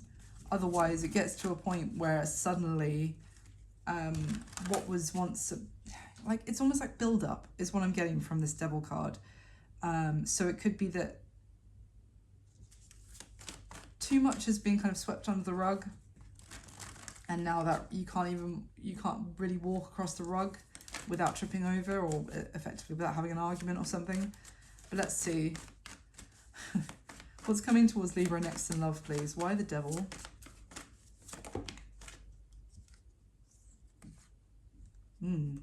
Eight of Wands in reverse and the Eight of Pentacles in reverse, and it came out on top of the Eight of Swords for Leo. So 888. There's a synchronicity there. I don't know, unfortunately I don't know what that synchronicity means, but you might want to look it up. But yeah, if you look, I mean, this is from the base card, but if you look at this Eight of Swords card, I was just talking to Leo with that position about how what was beautiful here is kind of being crushed by restrictive, rigid thinking, or someone's thought patterns is kind of crushing the vibe or killing the beauty out of a situation. But then the other eights here, Eight of Pentacles in reverse, Eight of Wands in reverse, this is kind of giving me a sense of neglect, of someone getting complacent, maybe not communicating as much with their partner or person, or, you know, straight up just not messaging them or talking to them, and not putting the work in, not putting effort in. Kind of getting, this combination is giving me kind of lazy, a bit complacent, and, you know, I was just talking about the flipping kettle. This is definitely, in terms of relationship, is like not putting the effort in to maintain a relationship, just thinking that it will carry on working just as well as it did in the honeymoon phase, with no attention. So tell me more, please, for Libra. Oh, sorry. It might not be for everyone, but this was a message there about maybe someone's, they might be hearing from someone's, like the baby mama, or baby daddy, depending. Like about someone's child that they have with someone else, basically. That could be coming up. Ooh. 10 of Swords. Oh, 10 of Swords. The King of Swords at the bottom of the deck, and the deck split when that fell out to show the Ace of Swords.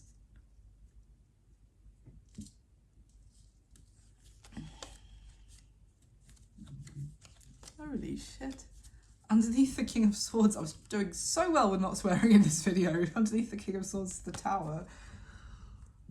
Libra. Wow. Are you finding out that someone has a child with somebody else and immediately cutting it off? It could be like, oh, that's why you have been neglecting me, because you've also been attending to your family elsewhere, or, you know, not necessarily that they're with the person that they have that child with. Tell me more, please. Why the Ten of Swords?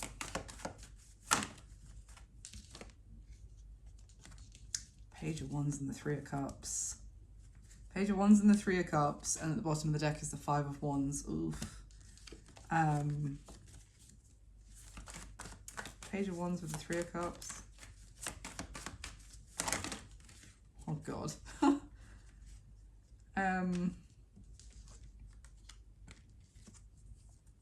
Hold on. Tell me more.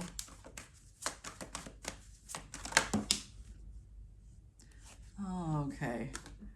Eight of Cups in reverse. Wow. So you now have 3 8s that have all come out in reverse. Wow. This could be someone that you've already had an ending with, Libra, in fact, who's trying to reconnect with you. Could be sending you a message to suggest meeting up for a drink, going to do something together to reconcile. Eight of Cups in reverse is, you know, going back to the 8 cups that they walked away from before, very, very straightforwardly. But the 8 of Cups is generally, it's not always, sometimes, you know, people, I mean, in this deck, to be fair, those 8 cups aren't broken, but in a lot of decks, the person is walking away because the 8 cups are empty, they're not emotionally fulfilling. Maybe this could have been someone where you felt neglected in the relationship, they stopped putting the effort in, they got complacent. This feels like it's already over, or it's gonna be. No, this feels like it's already over.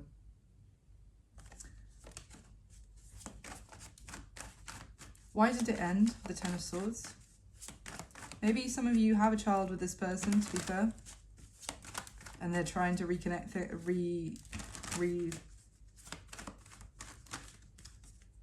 start the connection. Why did it end?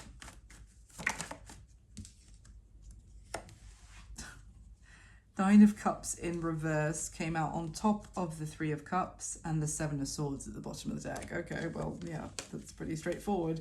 It ended because this person involved you in a third-party situation. They might have got drunk and got physically cheated with somebody else whilst they were out drinking. Because the Nine of Cups in reverse often talks about kind of overindulgence in earthly pleasures, if you like. Three of Cups is like having a good time. It's social interactions. It's nothing too serious. Yeah, with the Seven of Swords, that's deception, and they could have gone out and pretended that they told people when they were out that they were single. But yeah, I mean, at the bottom of the deck, there's that Ace of Swords again, with the Queen of Swords this time, the Four of Swords, and Justice. I mean, that is Libra.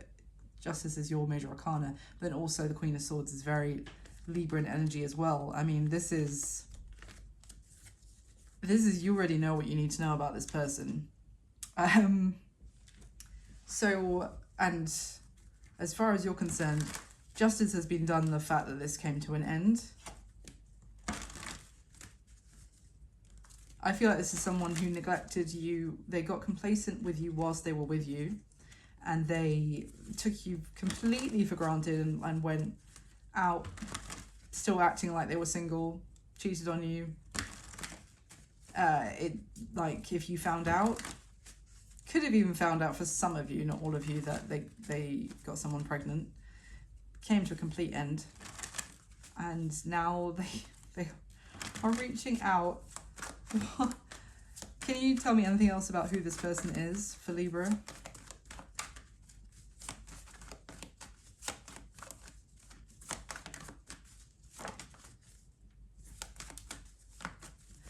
someone that you once pictured happily ever after with. Yep.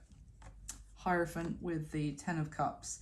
This was like at some point, this was the person who was the be all and end all for you, Libra. Like, there is Taurus energy with the Hierophant. They don't have to be a Taurus, but this is someone who definitely could have Earth in their chart though. But you thought you were in a commitment with, as far as you're concerned, this was the one, and you were very happy. Well, you know, when they weren't neglecting you, but there was a lot of promise at some point in this relationship. But then with the Four of Pentacles that came out, they started to be very miserly with their effort and their attention on you. It was like once they got you committed, then they put less and less effort in. Yeah, you think this person is bad news. It's fair. How is Libra going to feel when they reach out? Death. Death and the 10 of Wands. No, you've already dropped this burden. Okay, well, you're going to feel like it is over with this person already. But it might be like, this might bring a certain sense of stress back to you, if you like. The idea that they've even reached back out, because underneath the 10 of Wands, we have the 8 of Wands and the Ace of Wands. This is, you know, trying to, I did put the 8 of Wands back in, but it's effectively, because I got the message from it coming out in reverse about the, you know, not maintaining the relationship when they had it. But the fact that they are now giving you the messages that you wanted before and the messages are about having a new beginning with you. So that means, you know, with the Page of Swords and the 7 of Cups, you're trying to find out, is this real? Has anything changed? Am I, like, this 7 of Cups card is literally, you know, am I gonna get the cup of love that I wanted from this person when we were together, or am I gonna get my hand bitten off again? And then underneath the 7 of Cups is the 4 of Cups and the Tower and the 4 of Swords. I feel like you're going to think about this, and it's almost going to bring, it's going to, like, a feeling of you didn't really need for this to come back onto your plate, because now you have to think about it again. It has to be like your choice again. But it's giving me more the sense that, you rejecting them could be a bit of a shock, because the fact that the Tower is there, it's either that you're not interested in your life being literally put through a very painful upheaval again, or you rejecting them this time is going to feel like, what? to this person. Because they're coming in so casually as well. Like Page of Wands with the 3 of... Are you kidding me? Like, if they've put you through the 10 of Swords at some point, which is very painful, especially when it was going to be the 10 of Cups, you know, as far as you're concerned, the Hierophant. They're coming in like with a, what's that tech, like WYD, like what you doing kind of message. This is like, hey, you up, like kind of message. That's the level of effort this person's coming back with. And if you don't give them the attention, it's like that's gonna blow their tiny mind. But okay, yeah, I guess that's why they're coming through as the Devil card. That's what I've got for you this time, Libra. Sorry it's not a better message, but you can also check out your Sun, Moon, Rising or Venus for some other messages today. But that's what I've got for my lovely Libras. Thank you so much for watching. Please do hit the thumbs up button for me. Subscribe if you haven't already. I'd love to have you, and I recommend hitting the notification bell so you know when I put up a new video. Okay, Scorpio.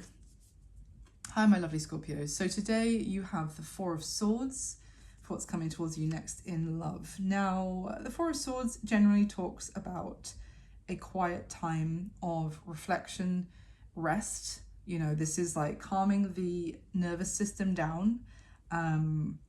The fact that with this 4 of Swords, I'm really drawn to the fact that, you know, so in this deck, the swords are like hyacinth flowers, and 2 are pointing in one direction and 2 are pointing in another.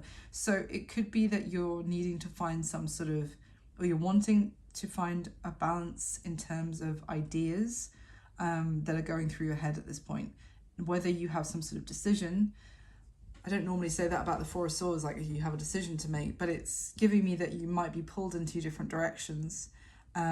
Your thoughts are going in two different directions, and yeah, you're needing to kind of take a bit of respite to tune in to what you should do.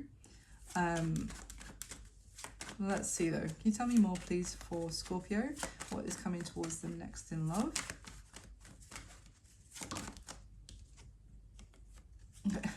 Okay, so the Queen of Wands came out, but at the bottom of the deck when she came out was the Four of Swords. It's the same card, and then the Seven of Pentacles. The deck split when she came out to show that as well. That is, I'm zipping it. I'm not saying anything. I am reflecting on what I want to do here before I charge in or charge towards someone. Now, bearing in mind with the column for the water signs today, we have the Chariot, your Four of Swords card, and the Knight of Wands. The Knight of Wands and the Chariot is very fast moving. It's very like go, go, go.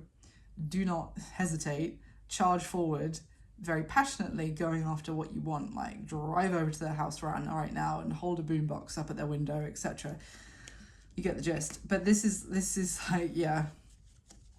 I mean, Four of Swords, your base card and the bottom of the deck, as soon as I start clarifying. So what it's saying here is that you will be, or this is obviously someone you could be connecting to, reverse the roles as it resonates.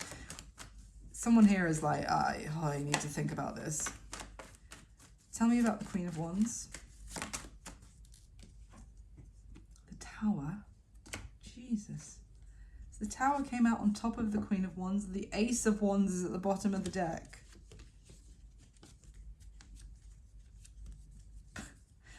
Underneath the Ace of Wands is the Nine of Swords, the Page of Pentacles, and the Six of Wands. Did someone just walk into the room, Scorpio, and your mind is blown by how attracted you are to them? Because the Six of Wands and the Queen of Wands, this is like, it's not so much love at first sight as it is lust at first sight.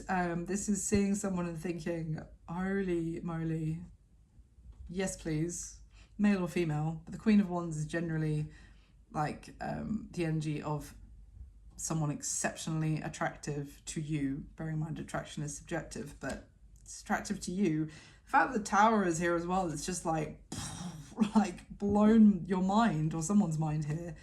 This could even be someone else, bearing in mind, that sees you in that way, but this might even be someone that hadn't seen you that way before. It's like could be seeing you, for example, Scorpio. I mean, Scorpios are generally pretty sexy, so I don't know how they could have missed it, but this is like they just hadn't seen you dressed up before or something, and suddenly they see you at a party or at a special occasion, and you've done yourself up really nice or really hot, and they're just like, oh my god, Scorpio looks like that. Like, how have I been walking past them every day and not seeing that?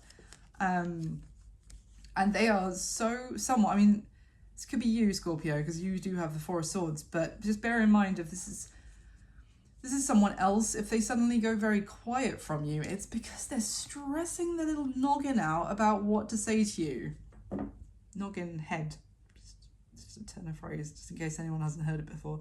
Yeah, they're just like, oh my god, how do I even approach Scorpio if this is somebody else? Or obviously if this is you, that's how you're going to be thinking. Who is this Queen of Wands?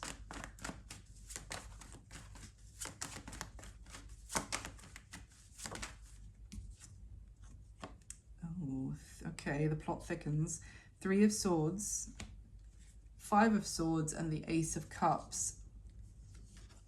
Straight away, I get the sense that it's really inconvenient that someone here is attracted to this Queen of Wands. Like, with that Five of Swords, it's like, I shouldn't be attracted to them. Or, this is the 5 and the 3, you get the 8 of Swords, and that's a lot of overthinking about what the Ace of Cups is, like overthinking about actually starting anything with this person. Like, Maybe other people would be upset. Maybe this is someone's sister or brother, obviously, either way. Or it's like somebody's ex. You're like a friend's ex or something.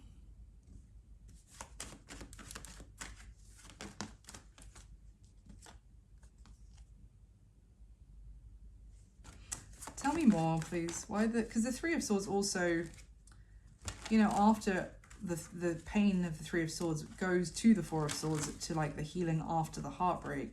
So, but I wasn't getting that this Queen of Wands is like a third party that someone's just found out about.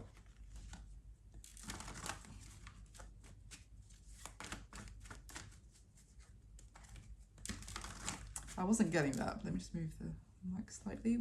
Tell me more about this Three of Swords, please.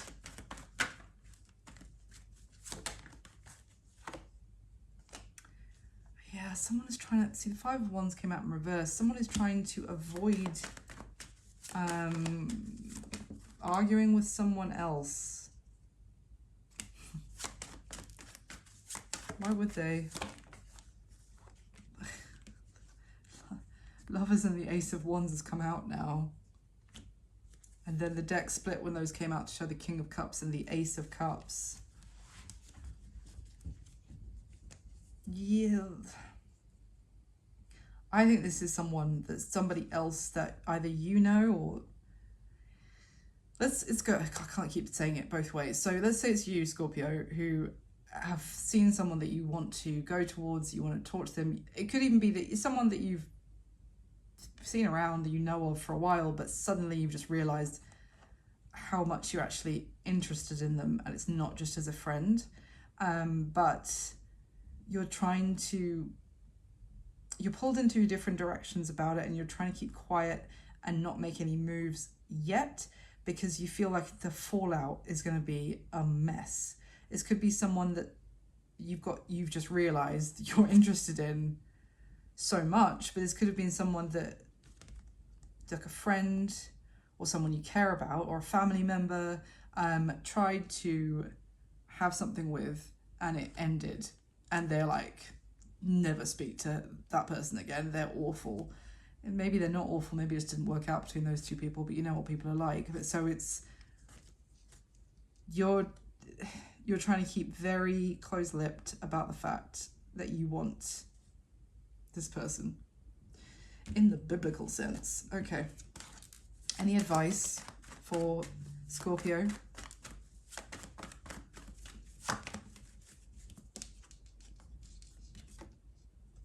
Hold on. Any advice for Scorpio, please? The Star. It's Aquarius, Major Arcana. It's kind of stay optimistic. Things could work out. And the bottom of the deck is the Hermit, which is Virgo's Major Arcana, but bearing in mind the Hermit traditionally is kind of looking for the answer, often within themselves. They're looking for inspiration and a guiding light, and that is the Star. Like in the traditional original Rider-Waite deck, the Hermit's carrying a lantern which inside is lit by the Star. So there's something here about guidance. Underneath the Hermit is the Knight of Pentacles, which is like you're on the right track. This is you, Scorpio, about not making any quick movements about this. There's no need to rush forward towards this person if this is how you feel.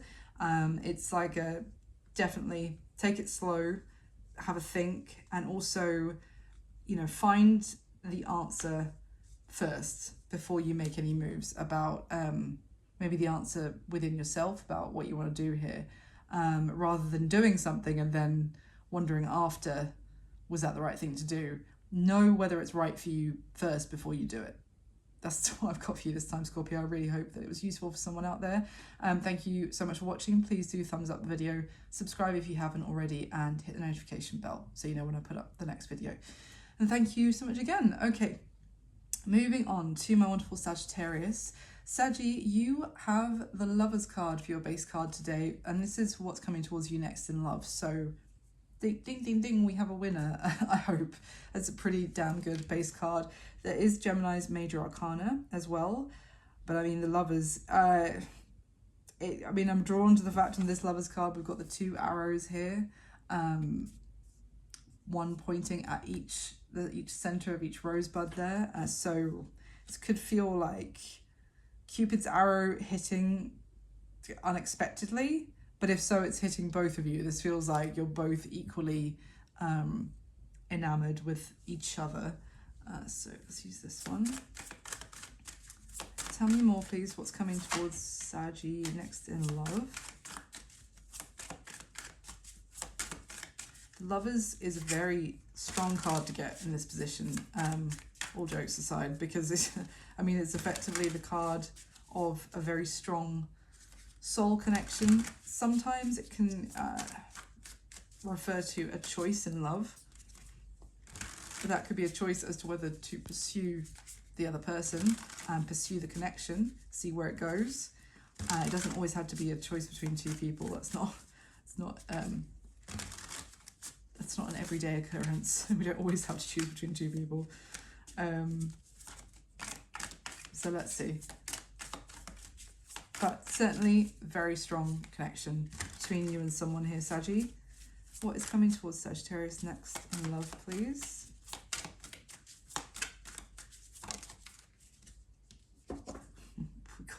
We've got the 2 of Swords, which is literally is about a choice.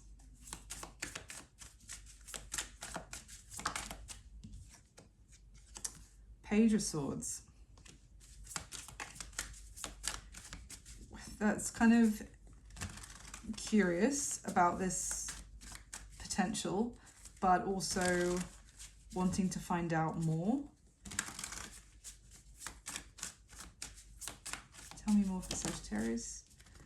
We've got the King of Wands. Okay, this is fire energy, Aries, Leo, Sag. So this could well be you. But in the bottom of the deck, we have the Strength card, which is Leo's major arcana, and then the deck split show the 3 of Cups. This is because I said choosing between 2 people isn't an everyday occurrence, isn't it? It's like, shut your face, Rose. Strength, King of Wands and the 3 of Cups. Okay. So this could very well be someone, say it's you, Sag. If the roles reverse, just please go ahead and reverse them. Because you come out as the King of Wands here, which is that fire energy, you may feel like you don't want to make a choice too hastily about whether, you know, this has legs, a connection with someone that you're meeting. Now, it could be that you want to find out more about them first, and you don't want to close yourself off from others that you might meet until you found out more, but you are curious, which is, it's fair, it's reasonable. Tell me more. Now we've got the 2 of Pentacles. Yeah, it's finding out whether the 2 of you will gel, will have a good balance, maybe whether the 2 of you are aligned in how you want to move forward in life, your goals, your ideas for commitment, like your moral code. This is all reasonable. So who is this person that Saggy's meeting?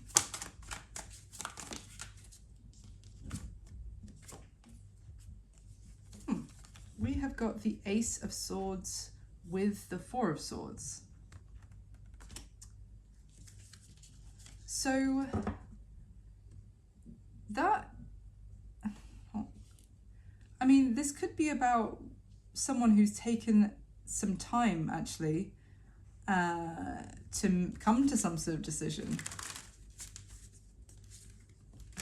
They might have been quiet for a while whilst they've been thinking about it and making sure this is really what they wanted and that they were confident with their choice.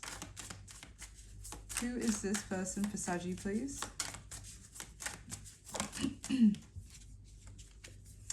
Eight of Wands in reverse. Well, that makes sense. 8 of Wands talks about communication. So this is someone that you haven't been talking to for a bit, like, or communication has been really quiet with this person recently.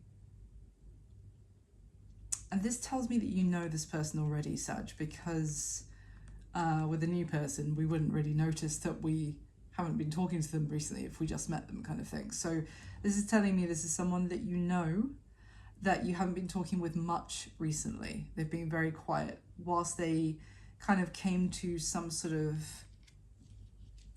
Temperance is at the bottom of the deck, which is your major arcana, Sagittarius, but it's also about resting. Four of Swords and Temperance are both kind of needing to take some time to recover. What was this person recovering from? Okay. Well, we have the Four of Wands and the Three of Swords and the Queen of Wands. Okay. So quite straightforwardly, this feels like someone who may have been put in a third-party situation in their last serious relationship. So what is the Ace of Swords? What is the decision that they've come to, or the clarity that they've come to? Five of Wands in reverse and the Chariot. So that is kind of...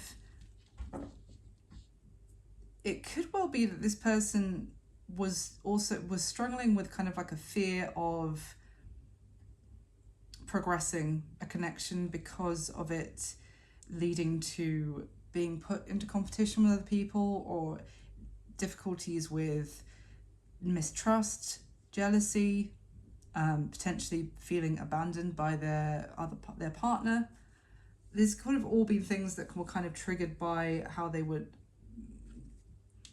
what went down in their previous, like some sort of serious relationship for them. So they've been taking some time to reflect.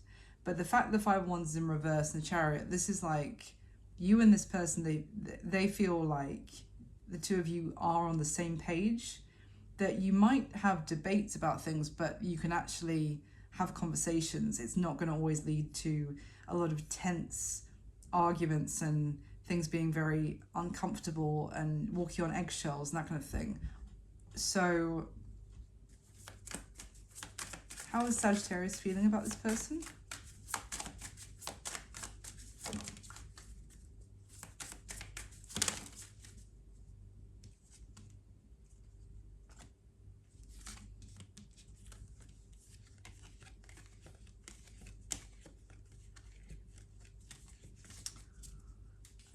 So we've got the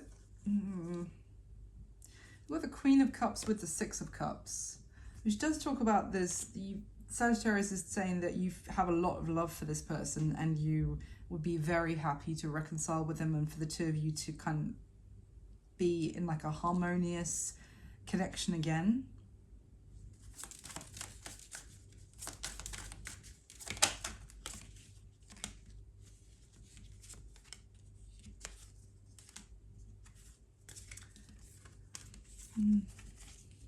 Okay. Any other messages for Sagittarius, please? What's going to be happening between Sagittarius and this person then, going forward in the near future? What's going to be happening between the two of them? Wow. Four of Wands and the Eight of Pentacles at the bottom of the deck. Seven of Swords in reverse and the Knight of Cups with the Four of Cups at the bottom of the deck. This feels... Okay, so the Four of Wands with the Eight of Pentacles, first of all, there's a sense of both putting in the effort here to take this potentially to the next level. This connection that's felt by both of you. Remember with that Lover's card with the arrows pointing at both roses. Take it to the next stage. Take it to something serious. It also feels like someone's been holding back and not necessarily open and completely honest with their feelings. Maybe for you, Sag, or obviously reverse the roles, obviously the other way around. And it's kind of like they've been deflecting themselves from how they might have been feeling about you, because it's almost like a purposeful ignoring of their feelings. And I think it was a lot to do with what they actually needed to heal from. You know, if you don't want to be in a place where you can be cheated on again, for example, then if you start to feel those feelings for somebody, then it's kind of like the approach of, I'm just gonna ignore it, ignore that I have those feelings, not express anything, pretend like I'm not interested, rather than open myself up to potentially being mistreated again, and leading to like, you know, and also if we're just going to clash, if, you know, we don't align on important things anyway, then I don't want to like get myself into that kind of situation again. But it's almost like someone here who's finding out that actually the two of you do mesh very well and can move forward together. So that's what I've got for you this time, Sagittarius. I hope it was useful for someone out there. Thank you so much for watching. Apologies that there was a slight like in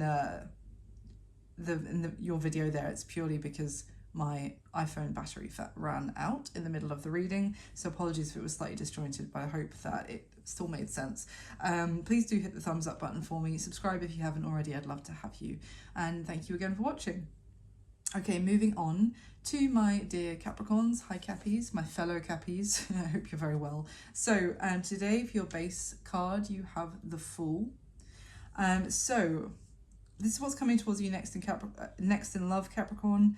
The Fool is this very exciting new start kind of energy. This is something very pure, innocent, fresh. I just got like puppy in my head. Like the innocence of any child, of any animal, human, whatever. But it's that kind of, yeah, it's fresh, it's new. There's so much possibilities here. Bear in mind your column for earth signs today, you have the Four of Wands, the Ten of Pentacles, and the Fool. So this could very well be the beginning of a new relationship for you coming in, because the Four of Wands and Ten of Pentacles are two of the cards that talk about union, commitment, and something long-term. I do not say that lightly. If anyone who's been here before knows I don't. So let's dive in. But at the same time, you see with this Fool card, as much as it is this beautiful, fresh, innocent flower, it's got roots. There's something of substance here. It's not just a whim. So, and funnily enough, to have a Fool card that actually talks also about putting down roots, that is very much like, this is the beginning of something which is for the long term for you. So tell me more, please. What is coming towards Capricorn next in love?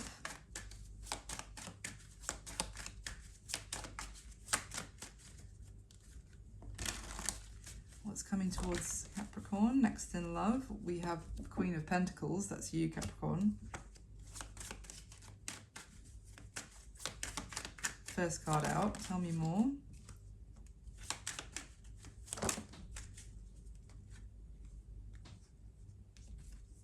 What on earth? Okay. So the next card that came out was the Queen of Swords. The King of Cups, who, as it's come out on my table, is looking directly at the Queen of Swords like that. And then we have the Seven of Wands on top of the Queen of Wands. It's a lot of people. There's 4 people in like the first few seconds of your reading, Capricorn. Okay, what is going on here? The Fool. Did you see the way that threw itself out of the deck at me? The Fool. It's your base card. I was obviously just talking about it.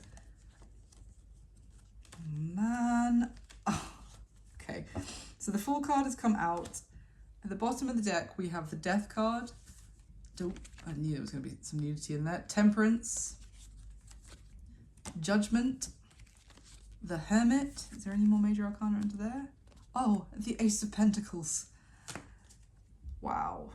The Death card is the end of like life as you've known it recently. Not life. It's just how you've known life to be. It's the end of one chapter. It's the dawn of a new one.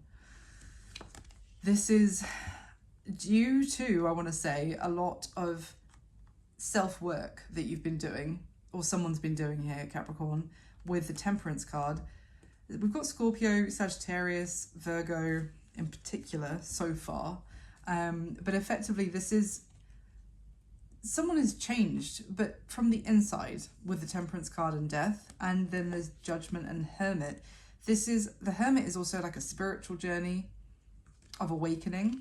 The Judgment card talks about awakening. It's all been leading. All of this is it's so much inner work with the Temperance card and the Hermit and Judgment and Death. This is like a complete shedding of who you might have once been. It might have been a long process. I know we just came out of, was it 16 years of, was it Pluto in our sign? It was one, whichever planet has had a serious problem with Capricorns the last 16 years, but it's just moved into Aquarius. Finally, like I think on the 19th of November. Anyway, but this is, if I could see that transit in a combination of major arcana, I think it would be this. Maybe the Tower card would be in there as well, because it's like a complete breakdown of what you were before and for you to be built back up.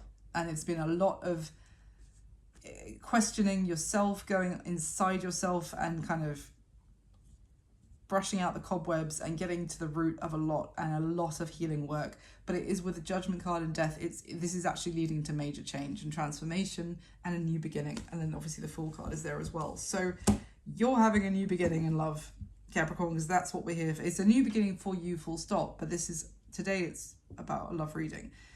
So we've got a King of Cups that's looking at this Queen of Swords. The Queen of Swords is giving me, it could be someone here who has a lot of love for you, but you're giving them your side eye slightly, like a little bit of, you might have low expectations of what they're actually going to come through with for you at this point. Now, let's see. Why? Tell me about that King of Cups. 10 of Swords. You might have had an ending with this person before. Why is the Queen of Wands with the 7 of Wands in front? It feels like someone creating obstacles. Tell me about this Queen of Wands. They've got the Ace of Swords with the 10 of Pentacles that came out.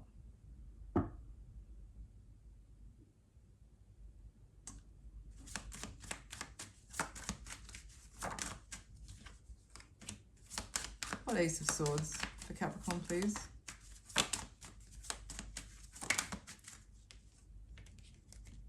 Someone is looking at you differently. Yeah. So someone is looking at you with a clearer view than they were before, but differently. That they may not have seen this about you before. They may have thought that you were like a beginner, too much of a beginner, like God, I hate saying this, but like to take seriously. This could have been someone who didn't take you seriously before. And now, it's like, how are they seeing you now? Oh, as the Empress. I mean, with the 10 of Pentacles as well. This is now someone who's seeing you, Capricorn, as marriage material. But if this is someone that you had, why is the 10 of Swords here?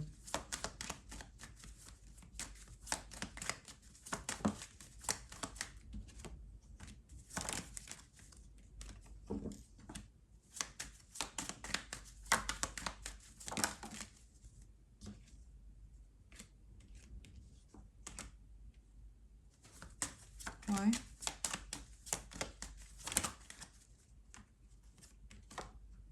The moon. What I'm getting, Capricorn, is that someone ended something with you before in quite a blunt and brutal way. And it may well be because they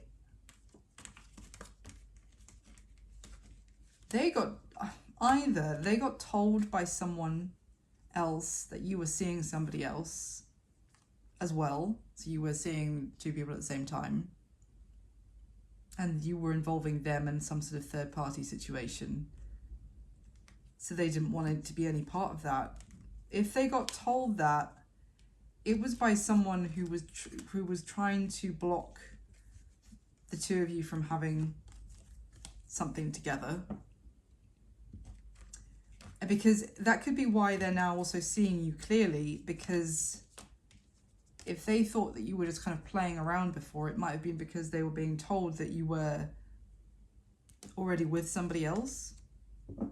But now the funny thing is, now they're seeing you with a lot of love and admiration, and you're like unimpressed. I'm not getting completely unimpressed. This Queen of Swords isn't, you know, the other decks I have, she's ready to literally cut their head off. It's more just like guarded. You're more guarded with this person, maybe because you feel like they ended things with you before. But I feel like there was some... Tell me about this Queen of Wands with the Seven of Wands.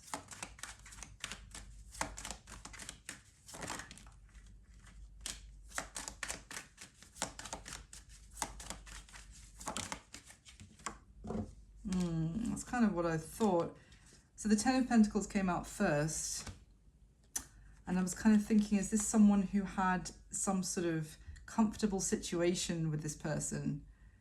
So they didn't want anybody else getting in there. With that Seven of Wands, that's like, keep out, you know, I've got a comfortable situation here. I don't want anyone else messing it up for me. And then the next card that came out was the Eight of Pentacles. That's someone looking at the... someone looking at someone else's like prospects or wealth. And I just stopped shuffling. The King of Pentacles is there. But I mean, underneath the King of Pentacles is the Ace of Cups and the Lovers.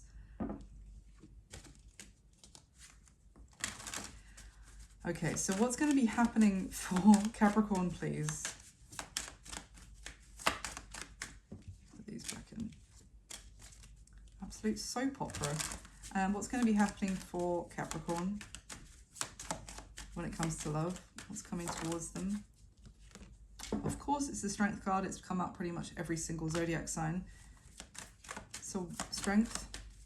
This could be someone having the courage to have an upfront conversation with you, Capricorn.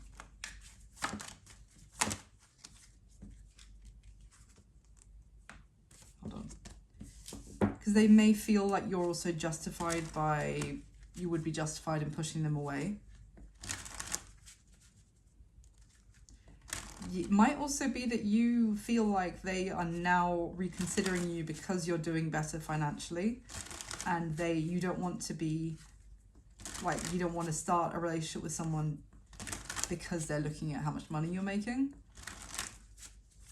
What's coming towards Capricorn next in love, please? Tell me about the Strength card.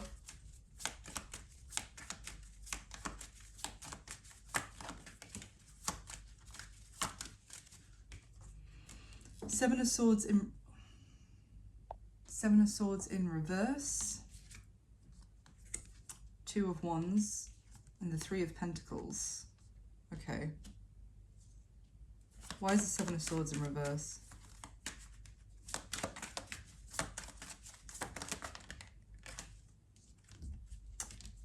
There's a conversation. Eight of Wands and the Magician.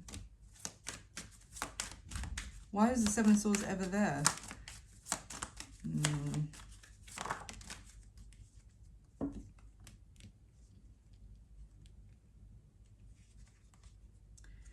Okay, you might have a conversation with someone where they want to get very straight with you, and Capricorn, about the fact that they, for one thing, they're very clear that they want to be on the same side as you. Like, they want to be teaming up with you, they want to work with you, they want things to progress with you, and that you two would make a great team.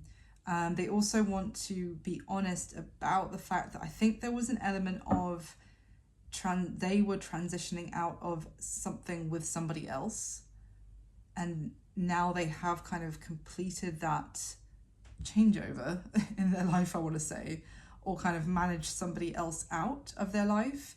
They've now moved into a place where they see a future commitment with you. It does feel like they want to tell you some things about what they hadn't been completely honest with you before, and there's definitely a sense of getting serious here with the Seven of Swords in reverse, the Hierophant, the Magician. It's just not kind of playing games. It's not. Yeah. Flipping hell. Four of Wands just came out, and the Emperor is at the bottom of the deck. When I said this is getting serious and not playing games, bearing in mind the Empress is already out. How's Capricorn going to be feeling about all of this? It's almost like, well, okay, so the Queen of Cups came out when I said how you're going to be feeling about this, but it kind of landed on top of the Eight of Swords for Leo. So you might have a lot of feelings for this person still, but kind of be, it might be being clouded by what you should be thinking about this, or what you should be thinking about this person. Like, and I would stress to like try not to let the shoulds and the can'ts spoil this situation for you. But it's giving me the sense that someone here was playing games or being wishy-washy or being in and out of your life here, Capricorn, and they may have been telling themselves it's because they didn't see you seriously. But I think it's almost that they weren't in a place where they were ready to be serious either. So basically now they are ready to be serious. They're actually looking at you and realizing Capricorn is the Empress to my Emperor, and in far more like a serious contender for that than I have given them justice, or how they've treated you before is not reflected that. So they've kind of been in and out of your life, but in their head it's because you haven't been at Empress level. But I think it may have been like a combination of neither of you were at, maybe you were, but they weren't able to see it before, you know. I hope that makes sense. Anything else about this person coming towards Capricorn?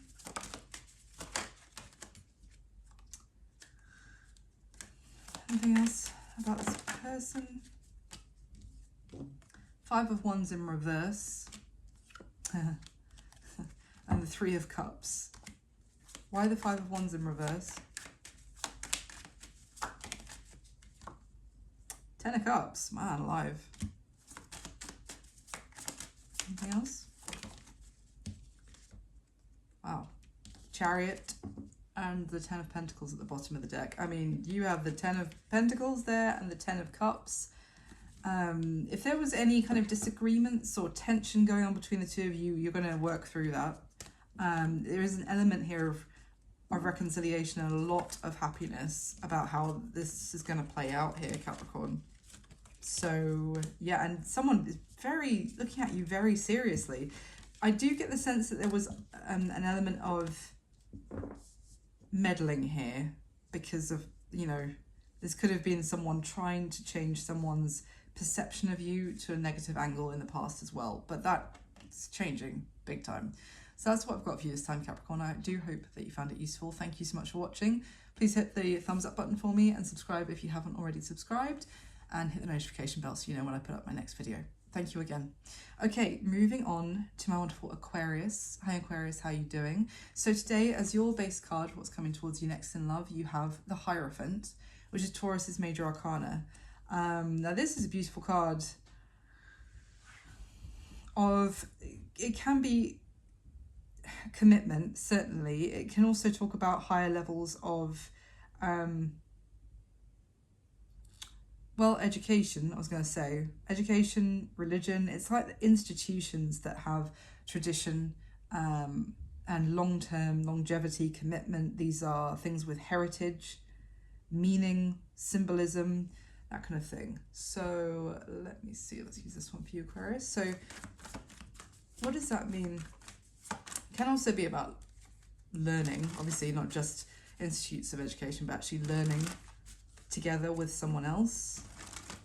I mean, I'm really drawn to like the purple that's on this particular Hierophant card, which is that kind of spiritual energy. It can, obviously, I said it talks about religion as well, but it can be spiritual lessons.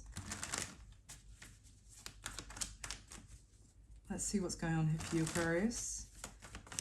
What's coming towards Aquarius next in love, please?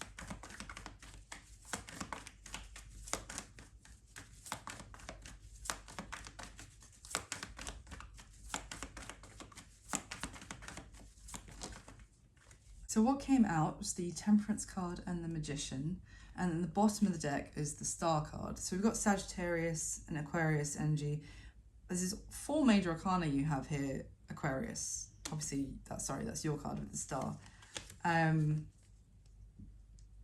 Temperance and the Magician is pretty amazing because this is effectively, I want to say, transmuting. It could be transmuting pain or something that was very difficult for you, and you're turning it into kind of magic. You're how can I put it? You're turning it into something beautiful. This is, it's giving me very strong transformation kind of energy of turning something that was difficult into what your wish fulfillment, like alchemy is the word. So tell me, how does this relate to Aquarius regarding love? Can also be that everything you've been learning is causing your manifestations here to actually come into reality. And it's also, the Temperance card talks about going with the flow and a level of balance within yourself, peace, contentment,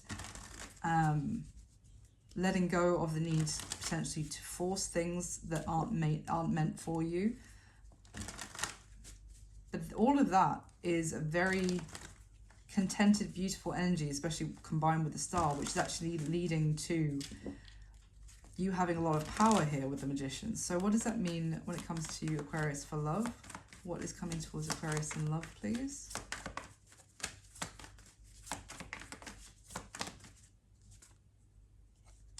Okay, so the Seven of Swords has come out. What does that mean? Why the Seven of Swords for Aquarius? Oh, Ten of Wands. Yeah, there you go. There's the heaviness. Seven of Swords with the Ten of Wands. What was that? Yeah, exactly. Strength. Strength and the Ten of Wands. Now, bearing in mind, for any of you who didn't watch the starting ramble with the overall energy, and you certainly don't have to, but this was the deck that I was using for the base cards, and we have the Ten of Wands at one end and the Strength card at the other end. It's actually come out a surprising number of times, that exact combination. So here it is again.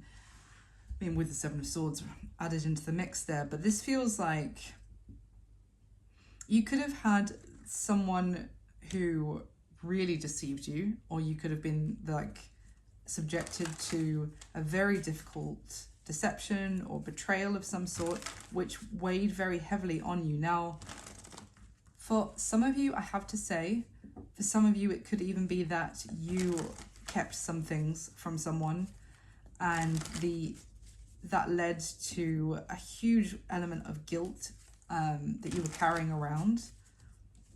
Either way, these lies of some sort led to a huge burden. And what the message I'm getting here is that there was the strength to overcome that, maybe even the strength to face the truth in one way or another, and to grow from it.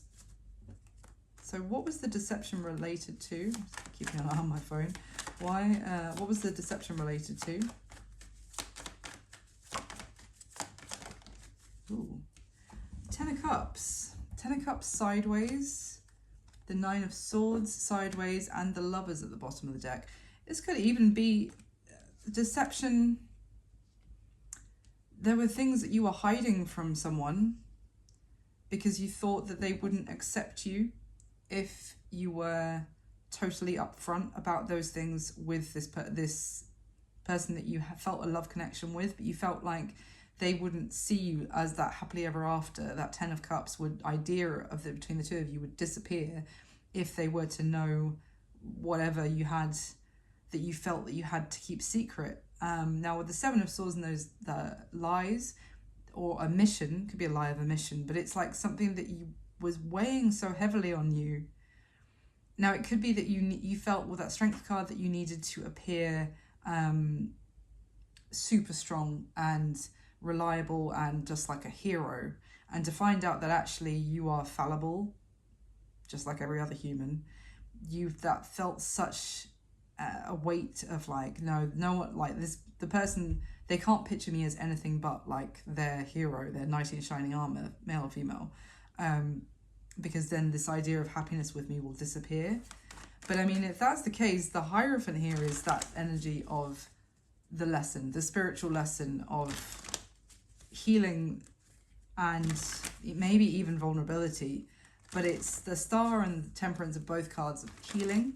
And it's, as I said, the first word that popped into my head for you, Aquarius, was transmuting. I feel like actually what you've tried to hide from someone here is because of like a sense of shame or guilt, or that they won't see happily ever after with you anymore, is almost like that is a factor of what makes you strong, what you have been through, or the fact that you maybe, if you've effed up in the past, as pretty much everyone on this planet has, then what you've learned from it, and you've grown from it, and you can accept what you did wrong in whatever element was there.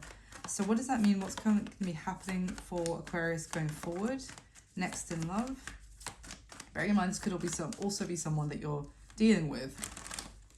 Just reverse the roles if it resonates the other way around. What's going to be happening for Aquarius next in love? We've got the Wheel of Fortune at the bottom of the deck. The Seven of Cups came out. Why the Seven of Cups?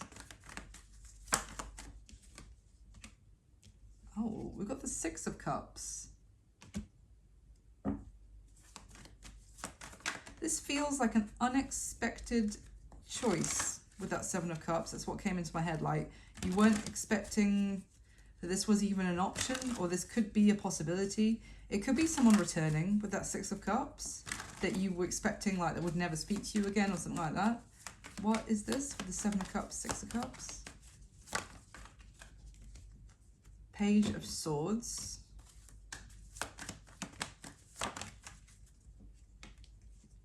King of Wands. Okay.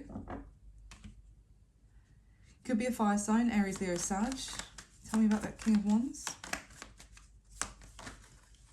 Yeah, Page of Wands. They're getting in touch. So what's the confusion about? What's the Seven of Cups about, Aquarius? Oh, you thought this was impossible. Yeah, literally what I said. Eight of Swords in reverse. Page of Pentacles. You thought you would never hear from them. So what are they saying when they get in touch?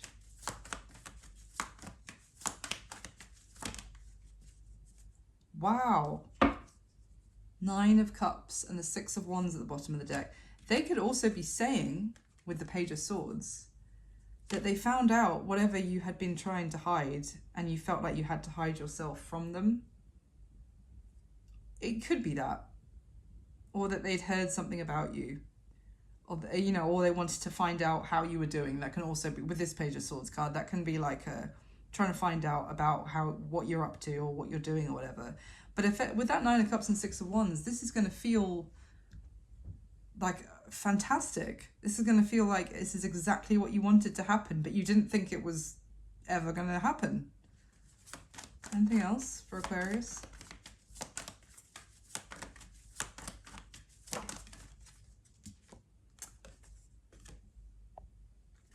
The Empress and the Judgment card. Wow, that's a rebirth. It's a rebirth, maybe even into a rebirth of how you're going to be seeing yourself here at Aquarius as well.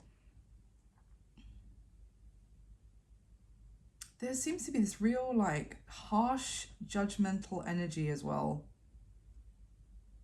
That I don't know if this was a mother figure, Aquarius, for some of you, who was extremely, like, critical.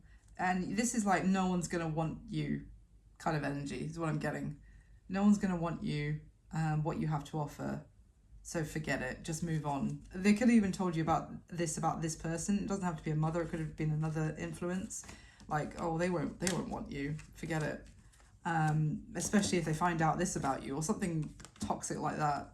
But the fact that they are reaching out is going to surprise you. But I think it's also going to be like a valid lesson of how you're speaking to yourself as well. And, you know, a valid lesson in the fact that you're not some sort of hopeless degenerate that no one wants. Just 1 second. Baxter. He's just licking the sofa. Just tell him to stop. Okay, Pisces, we're going to do this before my phone blanks out for like the 4th time tonight. How are you doing? Pisces, you have got, for your base card today, the Knight of Wands. This is what's coming towards you next in love. So let's get straight into it. Knight of Wands is generally someone who really has the hots for you. Oh, I used that water sign last time. Really has the hots for you, very passionate about you, and wants to get things moving. And it's past the starting stage, but we don't know how far it's going to progress with the Knight of Wands. But certainly it's exciting, and things are happening with the Knight of Wands. So tell me more about what's coming towards Pisces next in love, please.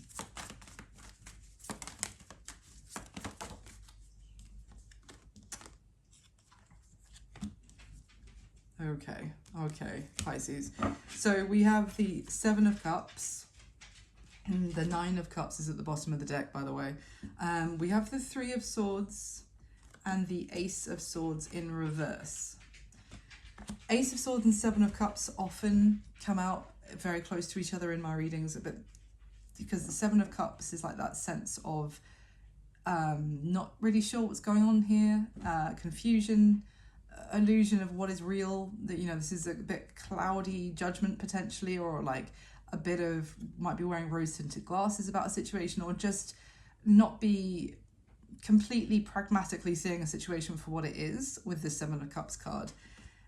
The 7 of Cups with the Knight of Wands is also very much like someone who can be a partier, very fickle, here one night, gone the next, and definitely likes the attention of multiple people at the same time, I would say, with that combination.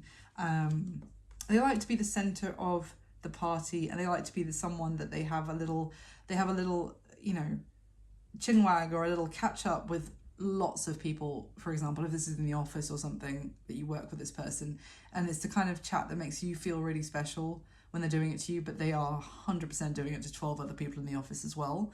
Now, the fact that the Ace of Swords is in reverse, there's that lack of clarity again, and it could also be a lack of upfront honesty. It could be the fact that this person has just gone through a breakup, I would say, with that 3 of Swords there as well, that they're absolutely not over whoever they've just actually broken up from. They're not telling you about that ending at all, that it even happened, so you can bear that in mind about how this person's, what they might be thinking of it for the future. And then the 9 of Cups. This is a very like, let's just have a good time, let's enjoy the moment, let's enjoy the earthly delights, etc. So tell me more about this, please. Tell me more about this Knight of Wands.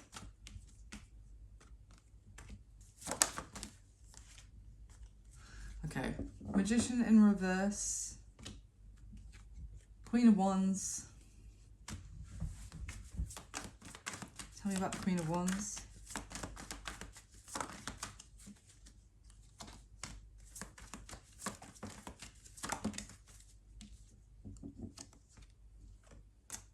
Yeah, well, of course. 5 of Swords. The 9 of Wands in reverse. So essentially what you have coming towards you next, Pisces, is someone very disarming. They are charming, for sure. They feel like they have the good balance of both the fiery, you know, they're exciting, they're passionate, but they also have this like softer side. And that is like the combination that is disarming here. So that might be a way to recognize them. This is someone who is very good at, if you would have a defense up for somebody else, this person kind of gets you to let your guard down. But with the 5 of Swords, this is someone, they're 100% telling you half the story. And with the Magician in reverse, they are playing the game to get you to react in a certain way. The Queen of Wands, I do feel like they have an element of manipulation here where it comes to their looks, that they feel like they can get away with this kind of behavior, and that other people are fine with it, / still chase them even when they do behave like this. So what's the advice of Pisces here?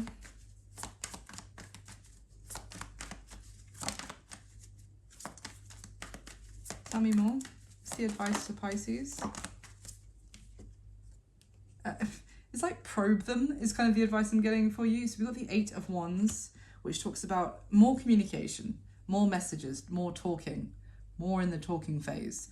And then we have the Moon card, which came out over the top of the Ace of Swords in reverse. So that's kind of like what is this person is purposefully hiding from you. And then at the bottom of the deck, we have Justice and the 5 of Wands and the Ace of Wands. This just kind of feels like, obviously, if you want to do things with this person, you're a grown adult with your own choices and your own responsibilities. You do what you do you. But it's kind of like, if you want it to be fair so that this person isn't telling you one thing and telling the same thing to somebody else, or kind of giving you a very two-faced kind of experience. If you want it to be more fair and balanced, then there needs to be more talking, more conversation, and more finding out what is really the situation with this person. It's like, ask questions so that, you know, if you avoid asking the questions, you know, what are you looking for? Where do you want this to go? When was your last serious relationship? You know, I don't know. Those kind of questions that are relevant. If you don't, then it's kind of, and if you go with this into the blindly, then this is going to play out how you know, you kind of know it's going to play out. But it's like, if you want to it to be fairer, then you're going to have to be more involved in it being fair to you. Does that make sense? Because you can't expect everyone else to treat you fairly proactively. It's kind of the message I'm getting. It's a bit of a weird one. Anything else for Pisces? The 5 of Pentacles came out in reverse, which is interesting because that's kind of like letting someone in from the cold. And then we have the Queen of Swords that came out with the Knight of Wands. How funny. I'm kind of getting, Pisces, that you might let this person in, but you will do so knowing, like, with the full story. Like, you know what you're getting here, and you're under no false illusions about where this person is at. They're not offering you an Emperor. They're not offering you even a King of Swords to match your Queen here. They're not offering you something solid. You know, I've got the 9 of Cups back at the bottom of the deck. So this is, the message is kind of go into this with eyes wide open about what this could be, which is fun, definitely fun and passionate. But you know, with that Queen of Swords, that this Knight of Wands is not turning into an Emperor anytime soon. But it could be fun. That's what I've got for you this time, Pisces. I really hope that it was useful for someone out there. Please do hit the thumbs up button for me. Subscribe if you haven't already. I'd love to have you, and hit the notification bell so you know when I put up my next video. And just, that's the end. That's all the zodiacs. My phone's going to die for like the 7th time. Sorry for any sense of disjointedness this time. Thank you so much for being here. Thank you so much for watching.